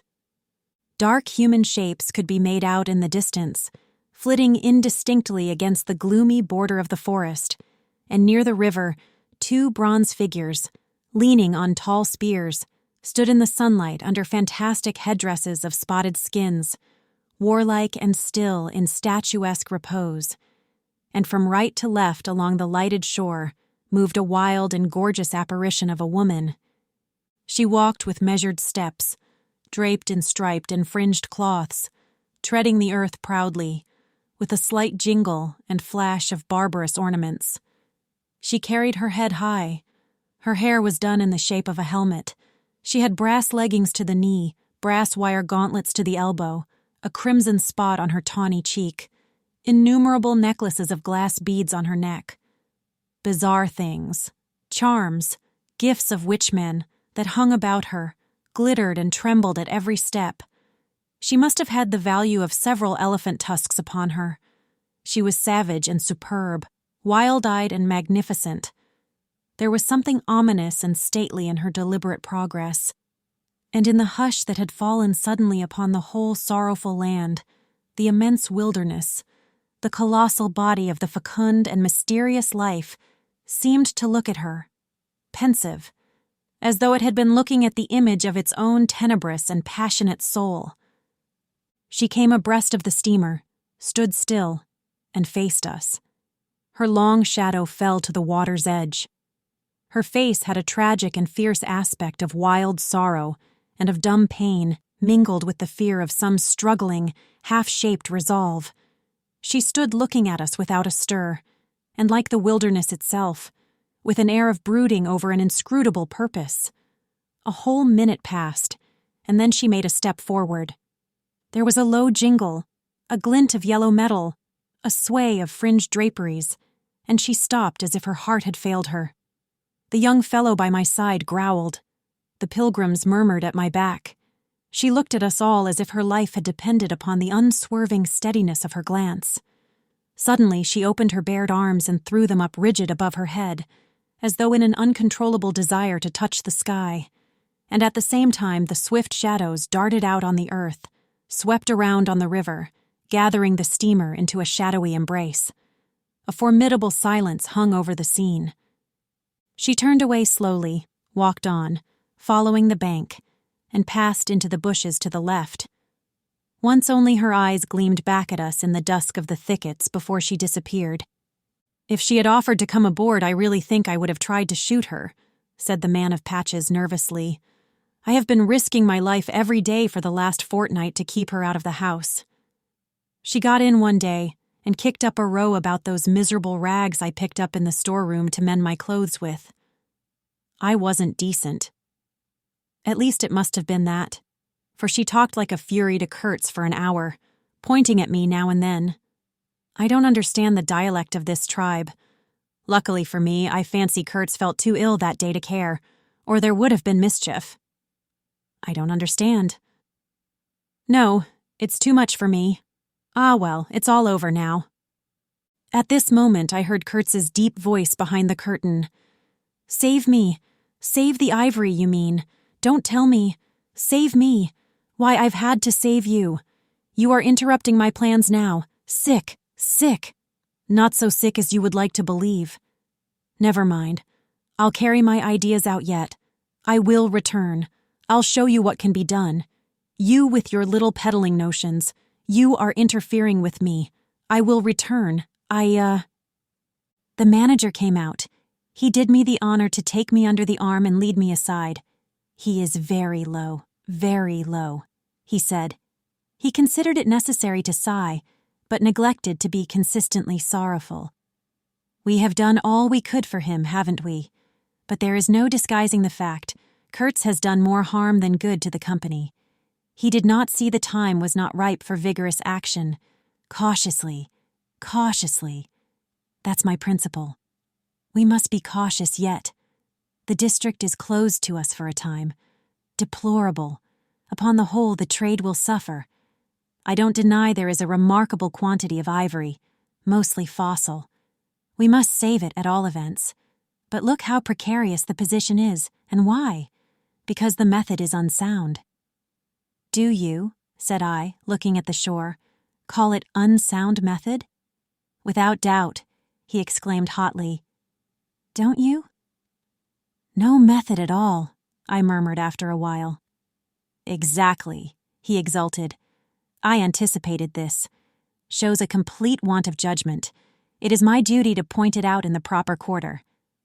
"Oh," said I, "that fellow, what's his name, the brickmaker, will make a readable report for you." He appeared confounded for a moment. It seemed to me I had never breathed an atmosphere so vile, and I turned mentally to Kurtz for relief, positively for relief. "Nevertheless, I think Kurtz is a remarkable man," I said with emphasis. He started, dropped on me a heavy glance, said very quietly, "He was," and turned his back on me. My hour of favor was over. I found myself lumped along with Kurtz as a partisan of methods for which the time was not ripe. I was unsound. Ah, but it was something to have at least a choice of nightmares. I had turned to the wilderness, really, not to Kurtz, who, I was ready to admit, was as good as buried. And for a moment it seemed to me as if I also were buried in a vast grave full of unspeakable secrets. I felt an intolerable weight oppressing my breast, the smell of the damp earth, the unseen presence of victorious corruption, the darkness of an impenetrable night. The Russian tapped me on the shoulder. I heard him mumbling and stammering something about brother seamen, couldn't conceal, knowledge of matters that would affect Kurtz's reputation. I waited. For him, evidently, Kurtz was not in his grave. I suspect that for him, Kurtz was one of the immortals. "Well," said I at last, "speak out. As it happens, I am Kurtz's friend, in a way." He stated with a good deal of formality that had we not been of the same profession, he would have kept the matter to himself without regard to consequences. He suspected there was an active ill will towards him on the part of these white men that— "You are right," I said, remembering a certain conversation I had overheard. "The manager thinks you ought to be hanged." He showed a concern at this intelligence which amused me at first. "I had better get out of the way quietly," he said earnestly. "I can do no more for Kurtz now, and they would soon find some excuse. What's to stop them? There's a military post 300 miles from here."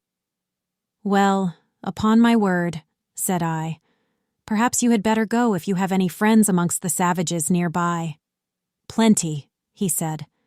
"They are simple people, and I want nothing, you know." He stood biting his lip, then— "I don't want any harm to happen to these whites here, but of course I was thinking of Kurtz's reputation, but you are a brother seaman and—" "All right," said I after a time. "Kurtz's reputation is safe with me." I did not know how truly I spoke. He informed me, lowering his voice, that it was Kurtz who had ordered the attack to be made on the steamer. He hated sometimes the idea of being taken away, and then again— "But I don't understand these matters. I am a simple man. He thought it would scare you away, that you would give it up thinking him dead. I could not stop him. Oh, I had an awful time of it this last month." "Very well," I said. "He is all right now." Yes," he muttered, not very convinced apparently. "Thanks," said I. "I shall keep my eyes open." "But quiet, eh?" he urged anxiously. "It would be awful for his reputation if anybody here—" I promised a complete discretion with great gravity. "I have a canoe and 3 black fellows waiting not very far. I am off. Could you give me a few Martini Henry cartridges?" I could and did, with proper secrecy. He helped himself, with a wink at me, to a handful of my tobacco. Between sailors, you know. Good English tobacco. At the door of the pilot house he turned round. "I say, haven't you a pair of shoes you could spare?" He raised one leg. "Look." The soles were tied with knotted strings sandal-wise under his bare feet. I rooted out an old pair, at which he looked with admiration, before tucking it under his left arm. One of his pockets, bright red, was bulging with cartridges. From the other, dark blue, peeped Towson's Inquiry. He seemed to think himself excellently well equipped for a renewed encounter with the wilderness. "Ah, I'll never meet such a man again. You ought to have heard him recite poetry. His own too it was, he told me. Poetry!" He rolled his eyes at the recollection of these delights. Oh, he enlarged my mind. "Goodbye," said I. He shook hands and vanished in the night. Sometimes I ask myself whether I had ever really seen him, whether it was possible to meet such a phenomenon. When I woke up shortly after midnight, his warning came to my mind with its hint of danger that seemed, in the starred darkness, real enough to make me get up for the purpose of having a look round. On the hill a big fire burned, illuminating fitfully a crooked corner of the station house. One of the agents with a picket of a few of our blacks, armed for the purpose, was keeping guard over the ivory. But deep within the forest, red gleams that wavered, that seemed to sink and rise from the ground amongst confused columnar shapes of intense blackness, showed the exact position of the camp where Kurtz's adorers were keeping their uneasy vigil. The monotonous beating of a big drum filled the air with muffled shocks and a lingering vibration. A steady droning sound of many men chanting each to himself, some weird incantation, came out from the black, flat wall of the woods as the humming of bees comes out of a hive, and had a strange narcotic effect upon my half-awake senses. I believe I dozed off leaning over the rail, till an abrupt burst of yells, an overwhelming outbreak of a pent-up and mysterious frenzy, woke me up in a bewildered wonder. It was cut short all at once, and the low droning went on with an effect of audible and soothing silence. I glanced casually into the little cabin. A light was burning within, but Kurtz was not there. I think I would have raised an outcry if I had believed my eyes, but I didn't believe them at first. The thing seemed so impossible. The fact is, I was completely unnerved by a sheer blank fright, pure abstract terror, unconnected with any distinct shape of physical danger. What made this emotion so overpowering was, how shall I define it? The moral shock I received, as if something altogether monstrous, intolerable to thought and odious to the soul, had been thrust upon me unexpectedly. This lasted, of course, the merest fraction of a second, and then the usual sense of commonplace, deadly danger, the possibility of a sudden onslaught and massacre, or something of the kind which I saw impending, was positively welcome and composing. It pacified me, in fact, so much that I did not raise an alarm. There was an agent buttoned up inside an ulster and sleeping on a chair on deck within 3 feet of me. The yells had not awakened him. He snored very slightly. I left him to his slumbers and leaped ashore. I did not betray Kurtz. It was ordered I should never betray him. It was written I should be loyal to the nightmare of my choice. I was anxious to deal with this shadow by myself alone, and to this day, I don't know why I was so jealous of sharing with anyone the peculiar blackness of that experience. As soon as I got on the bank, I saw a trail, a broad trail through the grass. I remember the exultation with which I said to myself, "He can't walk. He is crawling on all fours. I've got him." The grass was wet with dew. I strode rapidly with clenched fists. I fancy I had some vague notion of falling upon him and giving him a drubbing. I don't know. I had some imbecile thoughts. The knitting old woman with the cat obtruded herself upon my memory as a most improper person to be sitting at the other end of such an affair. I saw a row of pilgrims squirting lead in the air out of Winchesters held to the hip. I thought I would never get back to the steamer, and imagined myself living alone and unarmed in the woods to an advanced age. Such silly things, you know? And I remember I confounded the beat of the drum with the beating of my heart, and was pleased at its calm regularity. I kept to the track, though, then stopped to listen. The night was very clear, a dark blue space, sparkling with dew and starlight, in which black things stood very still. I thought I could see a kind of motion ahead of me. I was strangely cocksure of everything that night. I actually left the track and ran in a wide semicircle, I verily believe chuckling to myself, so as to get in front of that stir, of that motion I had seen, if indeed I had seen anything. I was circumventing Kurtz as though it had been a boyish game. I came upon him, and, if he had not heard me coming, I would have fallen over him too. But he got up in time. He rose, unsteady, long, pale, indistinct, like a vapor exhaled by the earth, and swayed slightly, misty and silent before me, while at my back the fires loomed between the trees, and the murmur of many voices issued from the forest. I had cut him off cleverly, but when actually confronting him I seemed to come to my senses. I saw the danger in its right proportion. It was by no means over yet. Suppose he began to shout. Though he could hardly stand, there was still plenty of vigor in his voice. "Go away, hide yourself," he said, in that profound tone. It was very awful. I glanced back. We were within 30 yards from the nearest fire. A black figure stood up, strode on long black legs, waving long black arms across the glow. It had horns, antelope horns, I think, on its head. Some sorcerer, some witchman, no doubt. It looked fiend-like enough. "Do you know what you are doing?" I whispered. "Perfectly," he answered, raising his voice for that single word. It sounded to me far off and yet loud, like a hail through a speaking trumpet. If he makes a row, we are lost, I thought to myself. This clearly was not a case for fisticuffs, even apart from the very natural aversion I had to beat that shadow, this wandering and tormented thing. "You will be lost," I said, "utterly lost."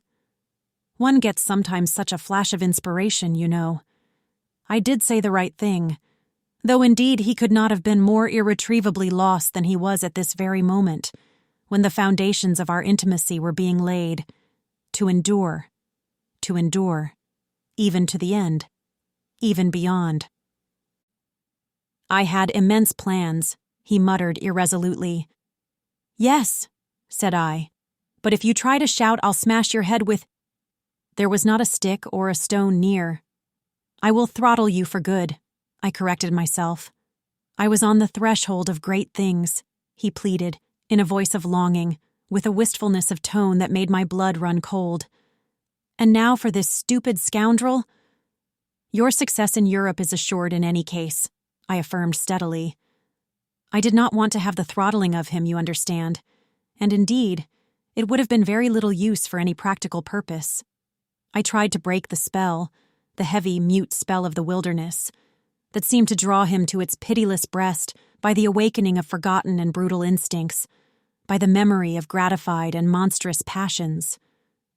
This alone, I was convinced, had driven him out to the edge of the forest, to the bush, towards the gleam of fires, the throb of drums, the drone of weird incantations. This alone had beguiled his unlawful soul beyond the bounds of permitted aspirations. And don't you see? The terror of the position was not in being knocked on the head, though I had a very lively sense of that danger too, but in this, that I had to deal with a being to whom I could not appeal in the name of anything high or low. I had, even like the niggers, to invoke him, himself, his own exalted and incredible degradation. There was nothing either above or below him, and I knew it. He had kicked himself loose of the earth. Confound the man! He had kicked the very earth to pieces. He was alone, and I before him did not know whether I stood on the ground or floated in the air. I've been telling you what we said, repeating the phrases we pronounced. But what's the good? They were common, everyday words, the familiar, vague sounds exchanged on every waking day of life. But what of that? They had behind them, to my mind, the terrific suggestiveness of words heard in dreams, of phrases spoken in nightmares. Soul. If anybody ever struggled with a soul, I am the man. And I wasn't arguing with a lunatic either. Believe me or not, his intelligence was perfectly clear, concentrated, it is true, upon himself with horrible intensity, yet clear. And therein was my only chance. Barring, of course, the killing him there and then, which wasn't so good, on account of unavoidable noise. But his soul was mad.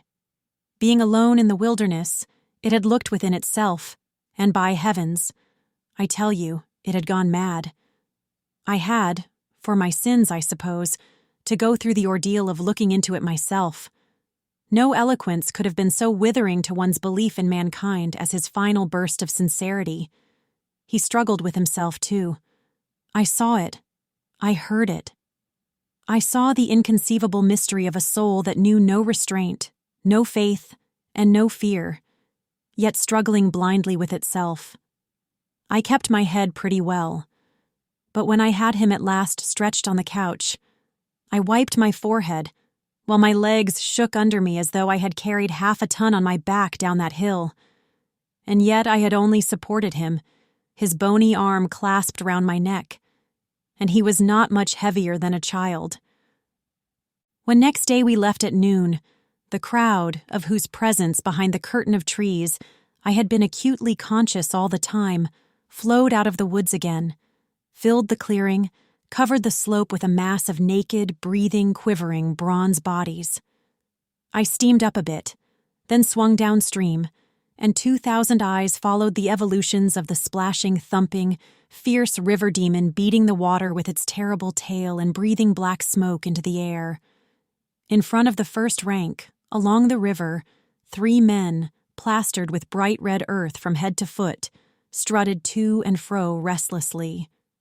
When we came abreast again, they faced the river, stamped their feet, nodded their horned heads, swayed their scarlet bodies. They shook towards the fierce river demon, a bunch of black feathers, a mangy skin with a pendant tail, something that looked a dried gourd, They shouted periodically together strings of amazing words that resembled no sounds of human language, and the deep murmurs of the crowd, interrupted suddenly, were like the responses of some satanic litany. We had carried Kurtz into the pilot house. There was more air there.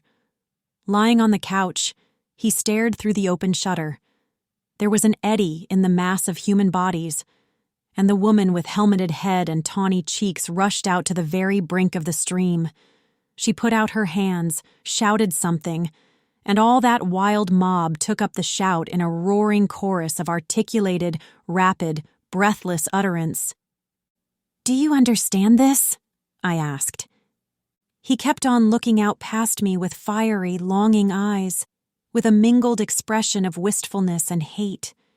He made no answer, but I saw a smile of indefinable meaning, appear on his colorless lips that a moment after twitched convulsively. "Do I not?" he said slowly, gasping, as if the words had been torn out of him by a supernatural power. I pulled the string of the whistle, and I did this because I saw the pilgrims on deck getting out their rifles with an air of anticipating a jolly lark. At the sudden screech, there was a movement of abject terror through that wedged mass of bodies. Don't you frighten them away," cried someone on deck disconsolately. I pulled the string time after time. They broke and ran. They leaped. They crouched. They swerved. They dodged the flying terror of the sound. The 3 red chaps had fallen flat, face down on the shore, as though they had been shot dead. Only the barbarous and superb woman did not so much as flinch, and stretched tragically her bare arms after us over the somber and glittering river. And then that imbecile crowd down on the deck started their little fun, and I could see nothing more for smoke. The brown current ran swiftly out of the heart of darkness, bearing us down towards the sea with twice the speed of our upward progress. And Kurtz's life was running swiftly too, ebbing out of his heart into the sea of inexorable time. The manager was very placid. He had no vital anxieties now. He took us both in with a comprehensive and satisfied glance. The affair had come off as well as could be wished. I saw the time approaching when I would be left alone of the party of unsound method. The pilgrims looked upon me with disfavor. I was, so to speak, numbered with the dead. It is strange how I accepted this unforeseen partnership, this choice of nightmares forced upon me in the tenebrous land, invaded by these mean and greedy phantoms. Kurtz discoursed. A voice. It rang deep to the very last. It survived his strength to hide in the magnificent folds of eloquence the barren darkness of his heart. Oh, he struggled.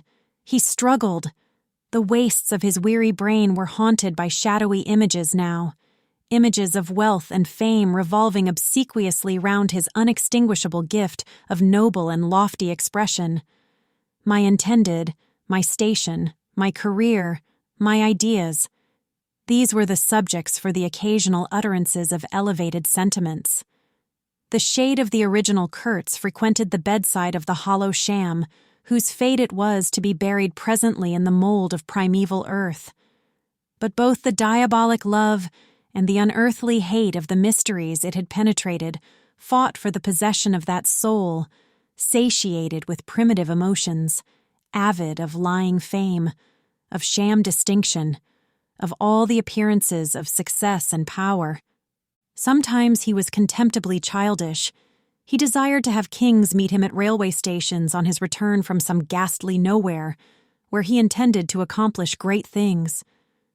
You show them you have in you something that is really profitable, and then there will be no limits to the recognition of your ability. He would say, "Of course you must take care of the motives, right motives, always." The long reaches that were like one and the same reach, monotonous bends that were exactly alike, slipped past the steamer with their multitude of secular trees, looking patiently after this grimy fragment of another world, the forerunner of change, of conquest, of trade, of massacres, of blessings. I looked ahead, piloting. "Close the shutter," said Kurtz suddenly one day. "I can't bear to look at this." I did so. There was a silence. "Oh, but I will wring your heart yet," he cried at the invisible wilderness. We broke down, as I had expected, and had to lie up for repairs at the head of an island. This delay was the first thing that shook Kurtz's confidence. One morning he gave me a packet of papers and a photograph, the lot tied together with a shoestring. "Keep this for me," he said. "This noxious fool," meaning the manager, "is capable of prying into my boxes when I am not looking." In the afternoon I saw him. He was lying on his back with closed eyes, and I withdrew quietly, but I heard him mutter, "Live rightly, die, die." I listened. There was nothing more. Was he rehearsing some speech in his sleep, or was it a fragment of a phrase from some newspaper article? He had been writing for the papers and meant to do so again. For the furthering of my ideas. It's a duty. His was an impenetrable darkness. I looked at him as you peer down at a man who is lying at the bottom of a precipice where the sun never shines. But I had not much time to give him, because I was helping the engine driver to take to pieces the leaky cylinders, to straighten a bent connecting rod, and in other such matters. I lived in an infernal mess of rust, filings, nuts, bolts, spanners, hammers, ratchet drills, things I abominate because I don't get on with them. I tended the little forge we fortunately had aboard. I toiled wearily in a wretched scrap heap, unless I had the shakes too bad to stand. One evening, coming in with a candle, I was startled to hear him say a little tremulously, "I am lying here in the dark, waiting for death." The light was within a foot of his eyes. I forced myself to murmur, "Oh, nonsense," and stood over him as if transfixed. Anything approaching the change that came over his features I have never seen before, and hope never to see again. Oh, I wasn't touched. I was fascinated. It was as though a veil had been rent. I saw on that ivory face the expression of somber pride, of ruthless power, of craven terror, of an intense and hopeless despair. Did he live his life again in every detail of desire, temptation, and surrender during that supreme moment of complete knowledge? He cried in a whisper at some image, at some vision. He cried out twice, a cry that was no more than a breath. The horror, the horror. I blew the candle out and left the cabin. The pilgrims were dining in the mess room, and I took my place opposite the manager, who lifted his eyes to give me a questioning glance, which I successfully ignored. He leaned back, serene, with that peculiar smile of his, sealing the unexpressed depths of his meanness. A continuous shower of small flies streamed upon the lamp, upon the cloth, upon our hands and faces. Suddenly, the manager's boy put his insolent black head in the doorway and said in a tone of scathing contempt, "Mr. Kurtz, he dead." All the pilgrims rushed out to see. I remained and went on with my dinner. I believe I was considered brutally callous. However, I did not eat much. There was a lamp in there.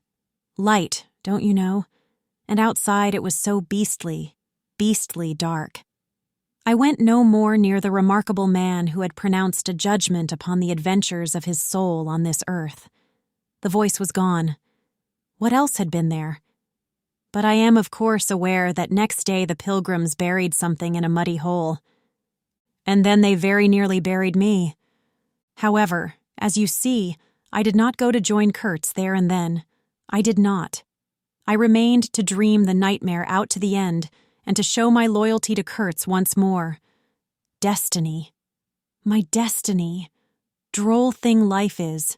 That mysterious arrangement of merciless logic for a futile purpose. The most you can hope from it is some knowledge of yourself that comes too late, a crop of unextinguishable regrets. I have wrestled with death. It is the most unexciting contest you can imagine. It takes place in an impalpable grayness, with nothing underfoot, with nothing around, without spectators, without clamor, without glory, without the great desire of victory, without the great fear of defeat, in a sickly atmosphere of tepid skepticism, without much belief in your own right, and still less in that of your adversary. If such is the form of ultimate wisdom, then life is a greater riddle than some of us think it to be. I was within a hair's breadth of the last opportunity for pronouncement, and I found with humiliation that probably I would have nothing to say. This is the reason why I affirm that Kurtz was a remarkable man. He had something to say. He said it. Since I had peeped over the edge myself, I understand better the meaning of his stare. That could not see the flame of the candle, but was wide enough to embrace the whole universe, piercing enough to penetrate all the hearts that beat in the darkness. He had summed up. He had judged. The horror. He was a remarkable man. After all, this was the expression of some sort of belief. It had candor. It had conviction. It had a vibrating note of revolt in its whisper. It had the appalling face of a glimpsed truth, the strange commingling of desire and hate. And it is not my own extremity I remember best. A vision of grayness without form, filled with physical pain, and a careless contempt for the evanescence of all things, even of this pain itself. No, it is his extremity that I seem to have lived through. True, he had made that last stride. He had stepped over the edge, while I had been permitted to draw back my hesitating foot. And perhaps in this is the whole difference. Perhaps all the wisdom, and all truth, and all sincerity are just compressed into that inappreciable moment of time in which we step over the threshold of the invisible. Perhaps. I like to think my summing up would not have been a word of careless contempt. Better his cry, much better. It was an affirmation, a moral victory paid for by innumerable defeats, by abominable terrors, by abominable satisfactions. But it was a victory. That is why I have remained loyal to Kurtz to the last, and even beyond, when a long time after I heard once more, not his own voice, but the echo of his magnificent eloquence thrown to me from a soul as translucently pure as a cliff of crystal. No, they did not bury me, though there is a period of time which I remember mistily, with a shuddering wonder, like a passage through some inconceivable world that had no hope in it and no desire. I found myself back in the sepulchral city, resenting the sight of people hurrying through the streets to filch a little money from each other, to devour their infamous cookery, to gulp their unwholesome beer, to dream their insignificant and silly dreams. They trespassed upon my thoughts. They were intruders whose knowledge of life was to me an irritating pretense, because I felt so sure they could not possibly know the things I knew. Their bearing, which was simply the bearing of commonplace individuals going about their business in the assurance of perfect safety, was offensive to me like the outrageous flauntings of folly in the face of a danger it is unable to comprehend. I had no particular desire to enlighten them, but I had some difficulty in restraining myself from laughing in their faces so full of stupid importance. I dare say I was not very well at that time. I tottered about the streets. There were various affairs to settle, grinning bitterly at perfectly respectable persons. I admit my behavior was inexcusable, but then my temperature was seldom normal in these days. My dear aunt's endeavors to nurse up my strength seemed altogether beside the mark. It was not my strength that wanted nursing. It was my imagination that wanted soothing. I kept the bundle of papers given me by Kurtz, not knowing exactly what to do with it. His mother had died lately, watched over, as I was told, by his intended. A clean-shaved man with an official manner and wearing gold-rimmed spectacles called on me one day and made inquiries, at first circuitous, afterward suavely pressing, about what he was pleased to denominate certain documents. I was not surprised, because I had had 2 rows with the manager on the subject out there. I had refused to give up the smallest scrap out of that package, and I took the same attitude with the spectacled man. He became darkly menacing at last, and with much heat argued that the company had the right to every bit of information about its territories. And said he, Kurtz's knowledge of unexplored regions must have been necessarily extensive and peculiar, owing to his great abilities, and to the deplorable circumstances in which he had been placed. Therefore, I assured him Kurtz's knowledge, however extensive, did not bear upon the problems of commerce or administration. He invoked then the name of science. It would be an incalculable loss if I offered him the report on the suppression of savage customs, with the postscriptum torn off. He took it up eagerly, but ended by sniffing at it with an air of contempt. "This is not what we had a right to expect," he remarked. "Expect nothing else," I said. "There are only private letters." He withdrew upon some threat of legal proceedings, and I saw him no more. But another fellow, calling himself Kurtz's cousin, appeared 2 days later, and was anxious to hear all the details about his dear relative's last moments. Incidentally, he gave me to understand that Kurtz had been essentially a great musician. "There was the making of an immense success," said the man, who was an organist, I believe, with lank gray hair flowing over a greasy coat collar. I had no reason to doubt his statement, and to this day I am unable to say what was Kurtz's profession, whether he ever had any, which was the greatest of his talents. I had taken him for a painter who wrote for the papers, or else for a journalist who could paint.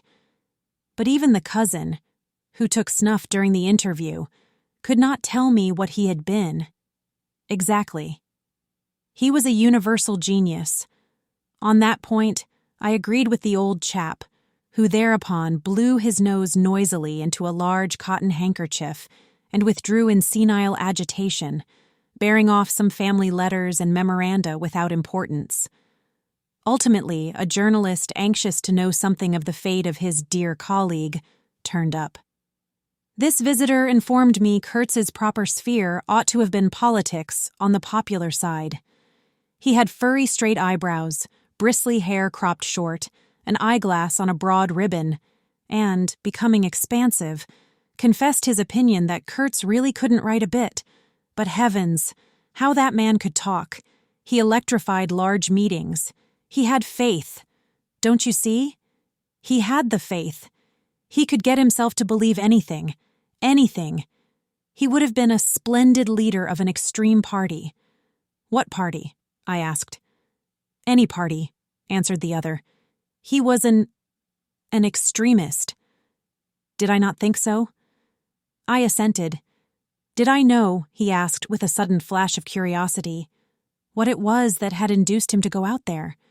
"Yes," said I, and forthwith handed him the famous report for publication, if he thought fit.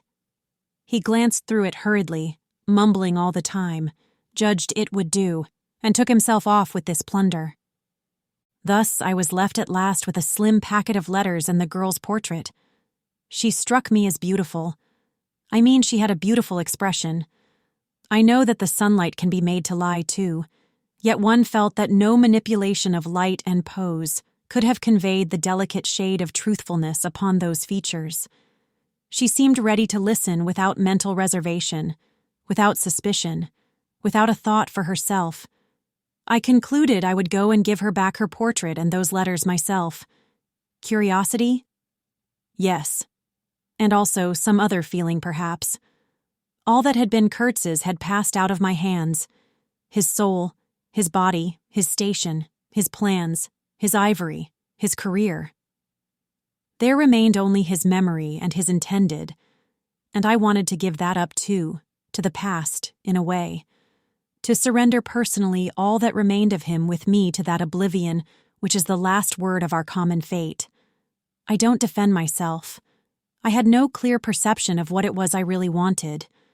Perhaps it was an impulse of unconscious loyalty, or the fulfillment of one of those ironic necessities that lurk in the facts of human existence. I don't know. I can't tell. But I went. I thought his memory was like the other memories of the dead that accumulate in every man's life, a vague impress on the brain of shadows that had fallen on it in their swift and final passage. But before the high and ponderous door, between the tall houses of a street as still and decorous as a well-kept alley in a cemetery, I had a vision of him on the stretcher, opening his mouth voraciously, as if to devour all the earth with all its mankind. He lived then before me. He lived as much as he had ever lived, a shadow insatiable of splendid appearances, of frightful realities, a shadow darker than the shadow of the night, and draped nobly in the folds of a gorgeous eloquence. The vision seemed to enter the house with me, the stretcher, the phantom bearers, the wild crowd of obedient worshippers, the gloom of the forests, the glitter of the reach between the murky bends, the beat of the drum, regular and muffled like the beating of a heart, the heart of a conquering darkness.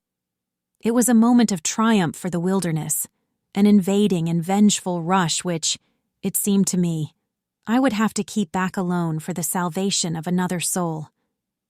And the memory of what I had heard him say afar there, with the horned shapes stirring at my back, in the glow of fires, within the patient woods, those broken phrases came back to me, were heard again in their ominous and terrifying simplicity. I remembered his abject pleading, his abject threats, the colossal scale of his vile desires, the meanness, the torment, the tempestuous anguish of his soul. And later on I seemed to see his collected, languid manner, when he said one day, "This lot of ivory now is really mine. The company did not pay for it. I collected it myself at a very great personal risk. I am afraid they will try to claim it as theirs, though. It is a difficult case. What do you think I ought to do? Resist, eh? I want no more than justice." He wanted no more than justice. No more than justice. I rang the bell before a mahogany door on the first floor, and while I waited, he seemed to stare at me out of the glassy panel. Stare with that wide and immense stare, embracing, condemning, loathing all the universe. I seemed to hear the whispered cry, "The horror, the horror." The dusk was falling. I had to wait in a lofty drawing room with 3 long windows from floor to ceiling that were like 3 luminous and bedraped columns.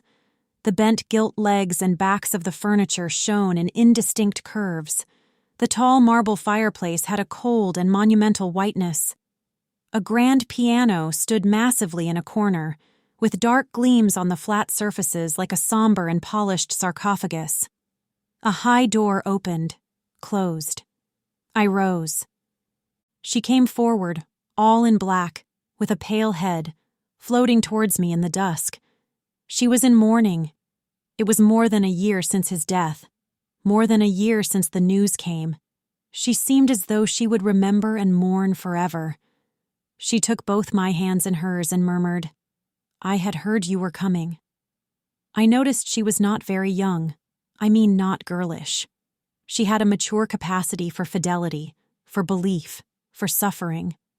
The room seemed to have grown darker, as if all the sad light of the cloudy evening had taken refuge on her forehead. This fair hair, this pale visage, this pure brow, seemed surrounded by an ashy halo from which the dark eyes looked out at me. Their glance was guileless, profound, confident, and trustful. She carried her sorrowful head as though she were proud of that sorrow, as though she would say, I alone know how to mourn for him as he deserves." But while we were still shaking hands, such a look of awful desolation came upon her face that I perceived she was one of those creatures that are not the playthings of time. For her, he had died only yesterday. And by Jove, the impression was so powerful that for me, too, he seemed to have died only yesterday. Nay, this very minute. I saw her and him in the same instant of time, his death and her sorrow. I saw her sorrow in the very moment of his death. Do you understand? I saw them together. I heard them together. She had said, with a deep catch of the breath, "I have survived," while my strained ears seemed to hear distinctly, mingled with her tone of despairing regret, the summing up whisper of his eternal condemnation. I asked myself what I was doing there, with a sensation of panic in my heart, as though I had blundered into a place of cruel and absurd mysteries, not fit for a human being to behold. She motioned me to a chair. We sat down. I laid the packet gently on the little table, and she put her hand over it. "You knew him well," she murmured, after a moment of mourning silence. "Intimacy grows quickly out there," I said. "I knew him as well as it is possible for one man to know another." "And you admired him," she said. "It was impossible to know him and not to admire him, was it?" "He was a remarkable man," I said unsteadily. Then, before the appealing fixity of her gaze, that seemed to watch for more words on my lips, I went on, "It was impossible not to." "Love him," she finished eagerly, silencing me into an appalled dumbness. "How true, how true. But when you think that no one knew him so well as I had all his noble confidence. I knew him best." "You knew him best," I repeated, and perhaps she did. But with every word spoken, the room was growing darker, and only her forehead, smooth and white, remained illumined by the inextinguishable light of belief and love. "You were his friend," she went on. "His friend," she repeated, a little louder. "You must have been if he had given you this and sent you to me. I feel I can speak to you, and oh, I must speak. I want you, you who have heard his last words, to know I have been worthy of him. It is not pride. Yes, I am proud to know I understood him better than anyone on earth. He told me so himself. And since his mother died, I have had no one to... I listened. The darkness deepened. I was not even sure whether he had given me the right bundle. I rather suspect he wanted me to take care of another batch of his papers, which, after his death, I saw the manager examining under the lamp. And the girl talked, easing her pain in the certitude of my sympathy. She talked as thirsty men drink. I had heard that her engagement with Kurtz had been disapproved by her people. He wasn't rich enough or something. And indeed, I don't know whether he had not been a pauper all his life. He had given me some reason to infer that it was his impatience of comparative poverty that drove him out there. Who was not his friend who had heard him speak once? She was saying. He drew men towards him by what was best in them. She looked at me with intensity. "It is the gift of the great," she went on, and the sound of her low voice seemed to have the accompaniment of all the other sounds, full of mystery, desolation, and sorrow, I had ever heard. The ripple of the river, the soughing of the trees swayed by the wind, the murmurs of the crowds, the faint ring of incomprehensible words cried from afar, the whisper of a voice speaking from beyond the threshold of an eternal darkness. "But you have heard him! You know!" she cried. "Yes, I know," I said with something like despair in my heart, but bowing my head before the faith that was in her, before that great and saving illusion that shone with an unearthly glow in the darkness, in the triumphant darkness from which I could not have defended her, from which I could not even defend myself. "What a loss to me, to us," she corrected herself with beautiful generosity, then added in a murmur, "to the world." By the last gleams of twilight, I could see the glitter of her eyes, full of tears that would not fall. "I have been very happy, very fortunate, very proud," she went on. "Too fortunate, too happy for a little while, and now I am unhappy for life." She stood up. Her fair hair seemed to catch all the remaining light in a glimmer of gold. I rose too. "And of all this," she went on mournfully, "of all his promise, and of all his greatness, of his generous mind, of his noble heart, nothing remains, nothing but a memory. You and I." "We shall always remember him," I said hastily. "No," she cried. "It is impossible that all this should be lost, that such a life should be sacrificed to leave nothing but sorrow. You know what vast plans he had. I knew of them too. I could not perhaps understand, but others knew of them. Something must remain. His words, at least, have not died." "His words will remain," I said. "And his example, she whispered to herself. Men looked up to him. His goodness shone in every act, his example. True, I said. His example, too. Yes, his example. I forgot that. But I do not. I cannot believe. Not yet.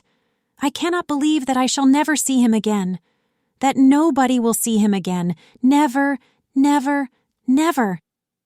She put out her arms as if after a retreating figure, stretching them back and with clasped pale hands across the fading and narrow sheen of the window. Never see him. I saw him clearly enough then.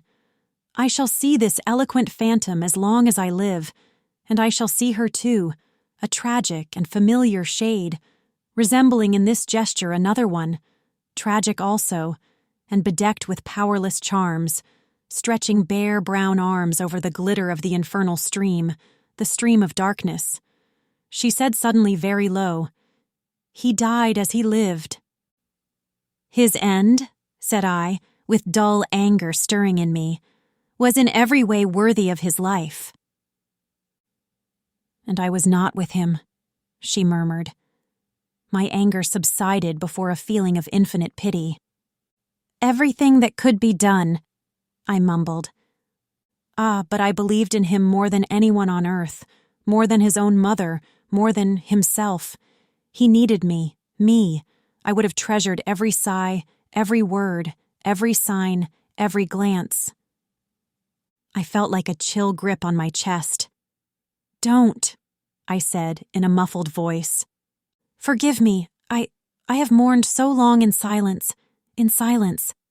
You were with him? To the last? I think of his loneliness.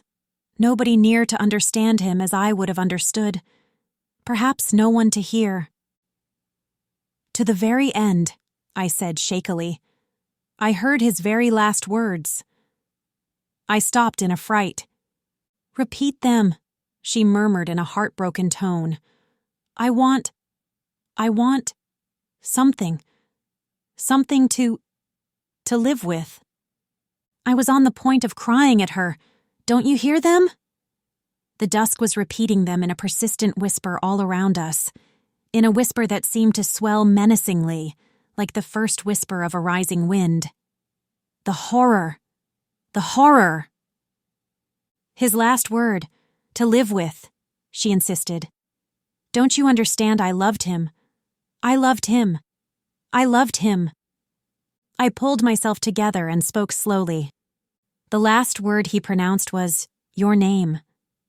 I heard a light sigh, and then my heart stood still, stopped dead short by an exulting and terrible cry, by the cry of inconceivable triumph and of unspeakable pain. I knew it. I was sure. She knew. She was sure. I heard her weeping. She had hidden her face in her hands. It seemed to me that the house would collapse before I could escape, that the heavens would fall upon my head. But nothing happened. The heavens do not fall for such a trifle. Would they have fallen, I wonder, if I had rendered Kurtz that justice which was his due? Hadn't he said he wanted only justice? But I couldn't. I could not tell her. It would have been too dark altogether. Marlow ceased and sat apart, indistinct and silent, in the pose of a meditating Buddha. Nobody moved for a time. "We have lost the first of the ebb," said the director suddenly. I raised my head. The offing was barred by a black bank of clouds, and the tranquil waterway leading to the uttermost ends of the earth flowed somber under an overcast sky, seemed to lead into the heart of an immense darkness.